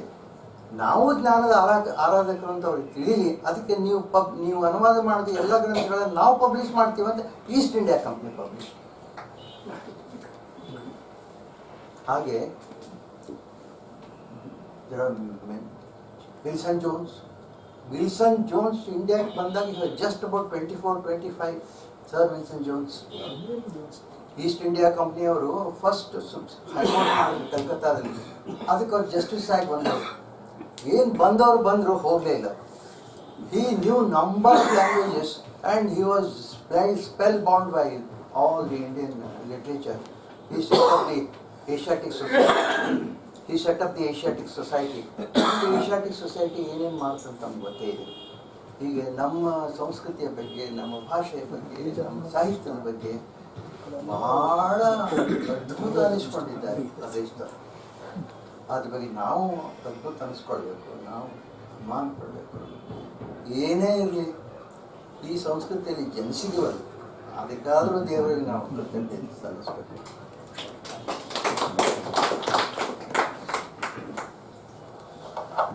Ashoka, what is Krishna Yajurveda and the Shukla Yajurveda? I don't know. ನಾ ಹೇಳ್ತೇನೆ. ಹೇಳಿ ಪ್ಲೀಸ್. ಕೃಷ್ಣ ಯಜುರ್ವೇದದೊಳಗೆ ಮಂತ್ರ ಮತ್ತು ಬ್ರಾಹ್ಮಣ ಕೂಡಿದವು. ಕಲಸು ಮೇಲೋಗರಾಗದ, ಅದಕ್ಕೆ ಕಲಸು ಮೇಲೋಗರ ಆದದ್ದರಿಂದ ಅದಕ್ಕೆ ಕೃಷ್ಣ ಯಜುರ್ವೇದ. ಅವುಗಳನ್ನ ಪ್ರತ್ಯೇಕ ಮಾಡಿ ಮಂತ್ರ ಬೇರೆ ಬ್ರಾಹ್ಮಣ ಬೇರೆ ಮಾಡಿ ಬರೆದದ್ದು ಶುಕ್ಲ ಯಜುರ್ವೇದ. ಎರಡನ್ನೂ ಮಾಡಿದವರು ಯಾಜ್ಞವಲ್ಕ್ಯರು. ಶುಕ್ಲ ಕೃಷ್ಣ ಅಂತ ಕೃಷ್ಣ ಯಜುರ್ವೇದ ಮೊದಲು ವೈಶಂಪಾಯನದಿಂದ ಬಂದದ್ದು ಇವರಿಗೆ ಬಂತು. ವೈಶಂಪಾಯನಿಗೆ ಇವರಿಗೆ ದ್ವೇಷ ಆದಾಗ ಅದನ್ನು ಮೌನ ಮಾಡಿದ್ರಲ್ಲ. ಅದೇ ತತ್ತರಿಯ ತಿತ್ತರಿ ಪಕ್ಷಗಳು ಏನು ಕಕ್ಕತಾವಲ್ಲ, ತಿತ್ತರಿ ಪಕ್ಷಗಳು ಕಕ್ಕಿದಂತಹದನ್ನ ಶುಕ್ಲ ಯಜುರ್ವೇದ ಮತ್ತು ಕೃಷ್ಣ ಯಜುರ್ವೇದ ಅಲ್ಲಲ್ಲ. ಶುಕ್ಲ ಯಜುರ್ವೇದ ಕಕ್ಕಿದ್ದಾರೆ. ಆಮೇಲೆ ಇರ್ಲಿ ಇದು ಯಾಕೆ ಹೇಳಿದೆ ಅಂದ್ರೆ, ಇದು ಎಷ್ಟು ವಿಸ್ತೃತ ಇದೆ, ಎಷ್ಟು ವಿಹಂಗಮ ಇದೆ. ಆಮೇಲೆ ಇದನ್ನ the deeper you go into it, there are so many recensions, so many interpretations. It's an endless. And everyone has his own contribution. ನೀನು ಯಾಜ್ಞವಲ್ಕ್ಯರ ಸ್ಮೃತಿ ಬಗ್ಗೆ ನನಗೆ ತುಂಬಾ ಯಾರು ಲೆಕ್ಕಕ್ಕೆ ಬಿಡ್ರಿ. ಯಾಜ್ಞವಲ್ಕ್ಯ ಸ್ಮೃತಿಗೂ ಮನುಸ್ಮೃತಿಗೂ ಹೋಗ್ತೀವಿ. ಯಾಜ್ಞವಲ್ಕ್ಯ ಸ್ಮೃತಿ ಸ್ವಲ್ಪದರಲ್ಲಿ ವ್ಯಕ್ತಿಗತ ಜೀವನವನ್ನು ಹಿಡಿದುಕೊಂಡು ಸಾಮಾಜಿಕ ಜೀವನದವರೆಗೆ ಏನು ಹೇಳಿ ಹೋದ್ರು, ಅವರು ರೀತಿ ನೀತಿಗಳನ್ನು ಹಾಕಿದ್ರು. ಟುಡೇ ಅಂತೂ ಇದೊಂದು ಮಿತಾಕ್ಷರ ಮೇಲೆ ಗುಲ್ಬರ್ಗಾದ ಒಬ್ಬ ಜರ್ನಲಿಸ್ಟ್ ಶಿವಶಂಕರ್ ಅವರು ಬರ್ದಾರ. ಹಾಗಾಗಿ ಯಾಜ್ಞವಲ್ಕ್ಯರ ಸ್ಮೃತಿ ಮೇಲೆ ಸಾಕಷ್ಟು ಮಾಡಿ ನೋಡಿ. ಯಜ್ಞವಾದಿ ಮಿತಾಕ್ಷರ ಮತ್ತೂರಿಗೆ 2-3 ಸಲ ಹೋದೆ ನಾನು. ನೋಡಿ, ನಾವು ಕೆಲವರಿಗೆ ಬಹಳ ಕೃತಜ್ಞರಾಗಿರ್ಬೇಕು. ರಾಮಾಜೋಯಿಸರು, ಚತುರ್ವೇದಿಯವರು ಚತುರ್ವೇದಿ ಅವರ ಗವರ್ನರ್ ಆಗಿ ಬಂದ್ರು ಈ ರಾಜ್ಯಕ್ಕೆ. ರಾಮಾಜೋಶಿ ರಿಟೈರ್ ಆಗಿ ಬಂದ್ರು, ಜಾರ್ಖಂಡ್ ಗವರ್ನರ್ ಇದ್ದು. ಅವರಿಬ್ಬರು ನಮ್ಮ ಸರ್ಕಾರಕ್ಕೆ ಕಿವಿ ಹಿಡಿದು ಹೇಳಿದ್ರು, ಏನ್ ಮಾಡ್ತಾ ಇದ್ದೀರಿ ನೀವು? ಯಾವ ನಮ್ಮ ದೇಶದಲ್ಲಿ 90% ಹಿಂದೂಗಳ ಎಲ್ಲ ಕಾನೂನುಗಳು ಯಾವ ಗ್ರಂಥ ಮೇಲೆ ಆಧಾರವಾಗಿದ್ದಾವೋ, ಮಿತಾಕ್ಷರ, ಅದು ದಯಾಭಾಗ ಅಂತ ಅಲ್ಲಿ ಆಶ್ರಮದಲ್ಲಿ ಸ್ವಲ್ಪ ಇದೆ. ಅಂತ ಗ್ರಂಥವನ್ನು ಬರೆದವರು, ರಚಿಸಿದವರು ನಿಮ್ಮ ಮರ್ತೂರಿನಲ್ಲಿ ಹುಟ್ಟಿ ಬಾಳಿ ಬೆಳೆದವರು. ಇದನ್ನ ಯಾರು ಹೇಳಿದ್ರು? ಪಾಂಡುರಂಗ ದೇಸಾಯಿ ಹೇಳೋಗಿದ್ರು. ಪಾಂಡುರಂಗ ದೇಸಾಯರು ಅದನ್ನ ಮರ್ತೂರ್ನ ಊರ್ಕೊಳ್ಳೋ ಒಂದು ಹಾಳುಗುಡಿ, ಆ ಹಾಳುಗುಡಿಯಲ್ಲಿ ಹಾವು ಚೇಳು ಯಾವಾಗ ಬಿದ್ದು ಹೋದದ್ದು, ಅದರಲ್ಲಿ ಒಂದು 5 ಫೂಟ್ ಎತ್ತರ 2.5 ಫೂಟ್ ಅಗಲ ಶಿಲಾಶಾಸನ ಬೋರ್ಲಾಗಿ ಬಿದ್ದಿತ್ತು. ಅದು ಬೋರ್ಲಾಗಿ ಬಿದ್ದಿತ್ತು ಅಂತ ಅವ್ರ ರೈಟಿಂಗ್ ಹೇಗಿತ್ತೋ ಹಾಗೆ ಇದೆ. ಇವತ್ತು ಬರ್ತಾರೆ ನಮ್ಮಾಗ. ಅದನ್ನ ನಮ್ಮ ಪಾಂಡುರಂಗ ದೇಸಾಯರು ಅದನ್ನ ಓದಿ ಮರ್ತೂರ್ನಂದ್ರೆ ಇಲ್ಲೇ ಇದ್ದ ವಿಜ್ಞಾನೇಶ್ವರ ಇಲ್ಲೇ ಇದ್ರು ಅಂತ ಹೇಳಿದ್ರು. ಇವರಿಬ್ಬರು ಸರ್ಕಾರಕ್ಕೆ ಹೇಳಿ ಅಲ್ಲಿ ವಿಜ್ಞಾನೇಶ್ವರ ಸ್ಮಾರಕ ಮಂದಿರ ಕಟ್ಟಿಸಿ ಲಾ ಯೂನಿವರ್ಸಿಟಿ ಮೈಸೂರಿನ ಗುಲ್ಬರ್ಗ ಯೂನಿವರ್ಸಿಟಿಯವರು ಅಲ್ಲಿ ಮಾಸ್ಟರ್ ಆಫ್ ಲಾ ಅಲ್ಲೇ ನಡೆಸ್ತಾ ಇದ್ದಾರೆ. ಸೊ ನಾವು ಕನ್ನಡಿಗರು ಒಂದೇ ಒಂದು ವಿಷಯ ಹೇಳ್ರಿ. ನೀವು ಕನ್ನಡಿಗರಾಗಿ ನನಗೆ ಕೇಳಿದ್ರೆ, ನೀವು ಕನ್ನಡಿಗರಾಗಿ ಯಾವ ವಿಷಯದ ಬಗ್ಗೆ ನೀವು ಅತ್ಯಂತ ಹೆಮ್ಮೆ ಪಟ್ಕೊಳ್ತೀರಿ ಅಂತ ನಾನು ಹೇಳ್ತೀನಿ, ಮಿತಾಕ್ಷರ. ಆಯ್ತು, ವಿಶ್ವೇಶ್ವರಯ್ಯ ಅದು ಇದೆ, ಒಂದೇ ಹೇಳ್ರಿ ನಮ್ಗೆ ಅಂತ ಕೇಳಿದ್ರೆ ಆಯ್ತು ಮಿತಾಕ್ಷರ. ಯಾವ ಕಾನೂನು ಮೇಲೆ ಒಂದು ಪುಸ್ತಕದ ಮೇಲೆ ಎಲ್ಲ ಹಿಂದೂ ಕಾನೂನು ನಿಂತಾವ, ಅದನ್ನ ಬರೆದವ್ರು ನಮ್ಮವರು ಅನ್ನೋಂಥವ್ರು ನಾನು. ಉದಯವಾಗಲಿ ಒಳಗ ಲೆಕ್ಕಿಗ ಮಿತಾಕ್ಷರ ಆಮೇಲೆ 32ನೇ ಇಸ್ವಿಯಾಗ ರಾಜ್ ಪುರೋಹಿತರು ಒಂದು ಶಾಲೆ ಹುಡುಗರಿಗೆ ಬರೆದ ಟೆಕ್ಸ್ಟ್ನೊಳಗ ಅದ್ರ ಡಿಟೇಲ್ ಕೊಟ್ಟಾರ. ಆದರೆ ನಾವು ಅವನ್ನ ಅಲಕ್ಷ್ಯ ಮಾಡಿಬಿಟ್ಟೆವು. ವಿಜ್ಞಾನೇಶ್ವರ ಮಿತಾಕ್ಷರ ಹೊರಗೆ ತಂದ ಹುಲಿಗಳು ನಾವೇನಾದ್ರೆ. ಆಮೇಲೆ ಇತ್ತೀಚೆಗೆ ಈ ನಮ್ಮ ಸೀತಾರಾಮ್ ಜಾಗೀರ್ದಾರ್ ಅವ್ರು ಅದನ್ನು ಓದಿ ಅದನ್ನು ಟ್ರಾನ್ಸ್ಲೇಟ್ ಮಾಡಿ ಸ್ಕ್ರಿಪ್ಟ್ ಇದು ಮಾಡ್ಕೊಂಡ್ಕಾರ ಬಂದು ಪಬ್ಲಿಷ್ ಮಾಡ್ಯಾರ. ಸೀತಾರಾಮ್ ಜಾಗೀರ್ದಾರ್ ಮೈಸೂರ ವಿದ್ವಾಂಸ ಇರ್ತಾರೆ. ಕೊನೆಗೂ ಅದಕ್ಕೆ ಮುಕ್ತಿ ಸಿಕ್ಕದ್ದು, ಮೋಕ್ಷ ಸಿಕ್ಕದ್ದು, ಪ್ರಸಿದ್ಧಿ ಸಿಕ್ಕದ್ದು ಯಾರಿಂದಂದ್ರೆ ಚತುರ್ವೇದಿಯವರು ಮತ್ತು ಹೀಗೆ. ಎಲ್ಲರಿಗೂ ಧನ್ಯವಾದಗಳು. ತಲ್ಲೂರ್ ಸರ್ ಬಗ್ಗೆ ಒಂದು ಮಾತು ಹೇಳಬೇಕು. ಯಾವುದೇ ವಿಷಯ ಅವ್ರ ಬಾಯಿಂದ ಬರುವಾಗ ಅದರ ಹಿಂದೆ ಅವರು ಮಾಡುವಂಥ ಪರಿಶ್ರಮ, ಸಾಹಸ ಎಷ್ಟು ಅಂದ್ರೆ, ಈ ಒಂದು 20 ವರ್ಷದ ಕೆಳಗೆ ನಮ್ಮ ಮನೋಹರ್ ಗ್ರಂಥಮಾಲೆಯಲ್ಲಿ ಒಂದು ಸತ್ಯ ಮಧ್ವ ಅಂತ ಒಂದು ಕೃತಿ ಬಿಡುಗಡೆ ಆಯಿತು. ಅದರ ಲೇಖಕರು ಏನು ಅಪೇಕ್ಷೆ ಪಟ್ಟರು ಅಂದರೆ, ನಾನು ಮೂಲತಃ ಸತ್ಯವನು ಬೋಧರಾವ್ ಕುಲಕರ್ಣಿ ಅಂತ. ಅದಕ್ಕೆ ನನಗೆ ಅಥಣಿ ಒಳಗೆ ಬಿಡುಗಡೆ ಆದ್ರೆ ನನಗೆ ಭಾಳ ಖುಷಿ ಕೊಡ್ತದೆ.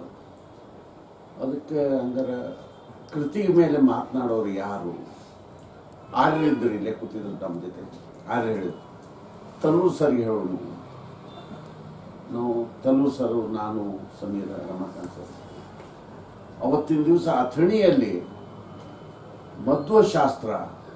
ಮಧ್ವಶಾಸ್ತ್ರದ ಆಚರಣೆ, ಮದ್ದೂರು ಇವತ್ತಿನ ದಿವಸ ಯಾವ ಇದ್ರೊಳಗಿದ್ದಾರ, ಮಧ್ವ ಮಠಗಳು ಎಷ್ಟವ, ಇದನ್ನು ವಿಸ್ತಾರವಾಗಿ ಅಲ್ಲಿ ಮಾತನಾಡಿದಾಗ ಕೂಡಿದಂಥ ಒಂದು 700-800 ಜನ ತಬ್ಬಿಬ್ಬಾಗಿಬಿಟ್ರು. ತಲ್ಲೂರವರ ಜ್ಞಾನ, ಅವರ ಕೊಟೇಶನ್ಸು, ಅವರು ಮಾಡ್ಕೊಂಡು ಬಂದಂಥ ಅಭ್ಯಾಸದ ಪರಿಶ್ರಮ ನೋಡಿ. ಅದೇ ರೀತಿ ಪ್ರತಿಯೊಂದು ವಿಷಯ, ಶಂಕರಾಚಾರ್ಯ ಇರಲಿ ಯಾವುದೇ ಇರಲಿ, ಭಾರತೀಯ ಸಂಸ್ಕೃತಿಯನ್ನು ಅತ್ಯಂತ ಆಳವಾಗಿ ಒಂದು ಪಾಂಡಿತ್ಯಪೂರ್ಣ ವಿವರಣೆಯನ್ನು ನಾವು ಏನಾದರೂ ಬಯಸಬೇಕಾಗಿದ್ರೆ ನಾವು ತಲ್ಲೂರ್ ಸರ್ ಇವತ್ತಿನ ದಿವಸ ಈ ಒಂದು 24-25 ವರ್ಷ ಕೆಳಗಡೆ ನಾವೊಂದು ಅಂಥ ಪ್ರಯೋಗ ಇಲ್ಲಿ ಮಾಡಿದ್ವಿ. ಡಾಕ್ಟರ್ ಕೃಷ್ಣ ಕಟ್ಟಿ, ವಿನಾಯಕ್ ನಾಯ್ಕರು, ರಮಾಕಾಂತ್ ಜೋಶಿಯವರು ಕೂಡಿ ಇಲ್ಲಿ ಒಂದು ಮಧ್ಯಾಹ್ನ 4 ಗಂಟೆಗೆ ಒಂದು ಬೈಠಕ್ ಮಾಡ್ತಿದ್ವಿ. 4 ಗಂಟೆಗೆ ತಿಂಗಳಿಗೆ ಒಂದು ಕೀರ್ತನಾಥ್ ಕುರ್ಕೋಟಿಯವರು, GB ಜೋಶಿಯವರು, 30 ವರ್ಷ ಆಯ್ತು ನನಗೆ, 30 ವರ್ಷ ಆಯಿತು. GB ಜೋಶಿಯವರು, KS ದೇಶಪಾಂಡೆ ಅವರು, ವೇಣುಗೋಪಾಲ್ ಚಕ್ರವರ್ತಿಯವರು, ಎಂತಿಂತಹ ಒಂದು ಇಲ್ಲಿ ಗಾದಿ ಹಾಸಿರೋದು. ಸಾಧಾರಣ 4 ಗಂಟೆಗೆ ಪ್ರಾರಂಭ ಆದರೆ 7 ಗಂಟೆ ತನಕ ನಡೀತಿತ್ತು. ಕುರ್ತಕೋಟಿಯವ್ರನ್ನ ಕೇಂದ್ರ ಬಿಂದು ಅಂತ ಮಾಡ್ಕೊಂಡಿರ್ತಿದ್ವಿ. ಆದರೆ ಕುರ್ತಕೋಟಿಯವರು ವೇಣುಗೋಪಾಲ್ ಅವರಿಗೆ ಟ್ರಾನ್ಸ್ಫರ್ ಮಾಡ್ತಿದ್ರು. ಅವ್ರನ್ನ ನಮ್ಮ ನಾಯಕರು ನಡೆಸ್ತಿದ್ರು, ಕೃಷ್ಣ ಕಟ್ಟಿ ನಡೆಸ್ಕೊಡ್ತೀವಿ. ಈ ಮಾತಿಲ್ಲಿ ಯಾಕೆ ಹೇಳ್ತೀನಿ ಅಂದ್ರೆ, ಈ ಅಟ್ಟಕ್ಕೆ ಈ ಆಗಸ್ಟ್ 15ಕ್ಕೆ 90 ವರ್ಷ, 9 ದಶಕಗಳು. ಈ ಆಗಸ್ಟ್ 15ರ ಬಿಡುಗಡೆ 90ನೇ ವರ್ಷದ ಬಿಡುಗಡೆ ಸಮಾರಂಭ. ಇವತ್ತಿನ ದಿವಸ ಮಾಮ ಅಂದ್ರೆ ನಾವು ಮಾಮನೇ ಕರಿತಿದ್ವಿ ಅವ್ರಿಗೆ. ಜಿ ಬಿ ಜೋಶಿ ಹುಟ್ಟಿದ ದಿನ. ಇಂಥ ಸಂದರ್ಭದೊಳಗೆ ಮತ್ತೆ 3ನೇ ತಲೆಮಾರು ಸಮೀರ ಇಷ್ಟೊಂದು ಉತ್ಸಾಹ ತಗೊಂಡು ತಲ್ಲೂರು ಸರ್ ಮುಂದೆ ಬಂದರು, ನಾನು ಮಾತನಾಡ್ತೀನಿ ಅಂತ ಹೇಳಿದರು. ಆ ಸ್ಲೈಡ್ಸ್ ತಯಾರು ಮಾಡ್ಕೊಂಡು ಬಂದಂಥ ರೀತಿ, ಆ ಕಂಪ್ಯೂಟ್ರಿಗೆ ಹೊಂದಿಸ್ಕೊಂಡು ಬಂದಂಥ ರೀತಿ, ಅವರು ಪ್ರತಿ ಕ್ಷಣ ಹೇಳುವಾಗ ಅವರ ಭಾವನೆಗಳನ್ನು ನಾವು ಲೆಕ್ಕ ಹಾಕಿ ನೋಡಿದರೆ ಇವತ್ತು ನಾವು ಎಲ್ಲಿದ್ದೀವಿ, ಏನು ಮಾಡಬೇಕಾಗಿದೆ ಅನ್ನೋಂಥದ್ದು ನೋಡಿದರೆ ಬಹುಶಃ ನಾವು 60 ವರ್ಷ ಆದವರ ಮಧ್ಯೆ ಅತ್ಯಂತ ಯಂಗ್ಸ್ಟರ್ಸ್ ಇದ್ದಾರೆ. ನಿತಿನ್ ಇದ್ದಾರೆ, ಡಾಕ್ಟರ್ ಚನ್ನಿ ಇದ್ದಾರೆ, ಡಾಕ್ಟರ್ ಕರ್ಬುದ್ರಿ ಇದ್ದಾರೆ, ನಮ್ಮ ಇವರಿದ್ದಾರೆ ತೋಡ್ಕರ್ ಅವರು. ಇಂಥ ಯುವಕರು ಕೂಡ ಈ ಒಂದು ಆಸಕ್ತಿಯಿಂದ ಬಹುಶಃ ಮುಂದಿನ ತಲೆಮಾರಿಗೆ ಇದನ್ನು ದಾಟಿಸ್ತಾರೆ ಅನ್ನುವಂಥ ಭರವಸೆ ನಮಗಿದೆ. ಅಂತ ಒಂದು ಸಮಾರಂಭಕ್ಕೆ ತಾವೆಲ್ಲರೂ ಬಂದದ್ದು ಅತ್ಯಂತ ಸಂತಸ ಸಂಗತಿ. ಬಹುಶಃ ನಾವು ಇದನ್ನು ಒಂದು 90 ವರ್ಷ ಮತ್ತು ಇದರಂಗಾಗಿ ಇನ್ನು ಮುಂದೆ ನಾವು ಪ್ರತಿ ತಿಂಗಳು ಒಂದೊಂದು ಕಾರ್ಯಕ್ರಮವನ್ನು ಮಾಡಿಕೊಳ್ಬೇಕು, ಹಮ್ಮಿಕೊಳ್ಬೇಕು ಅನ್ನೋಂಥ ಒಂದು ವಿಚಾರ ಮಾಡ್ತಾ ಇದ್ದೀವಿ. ಇವತ್ತಿನ ದಿವಸ ನಮ್ಮೆಲ್ಲರ ಪರವಾಗಿ ಜಿ ಸಿ ತನ್ನೂರು ಗುರುಗಳಿಗೆ ಅನಂತ ಅನಂತ ಕೃತಜ್ಞತೆ.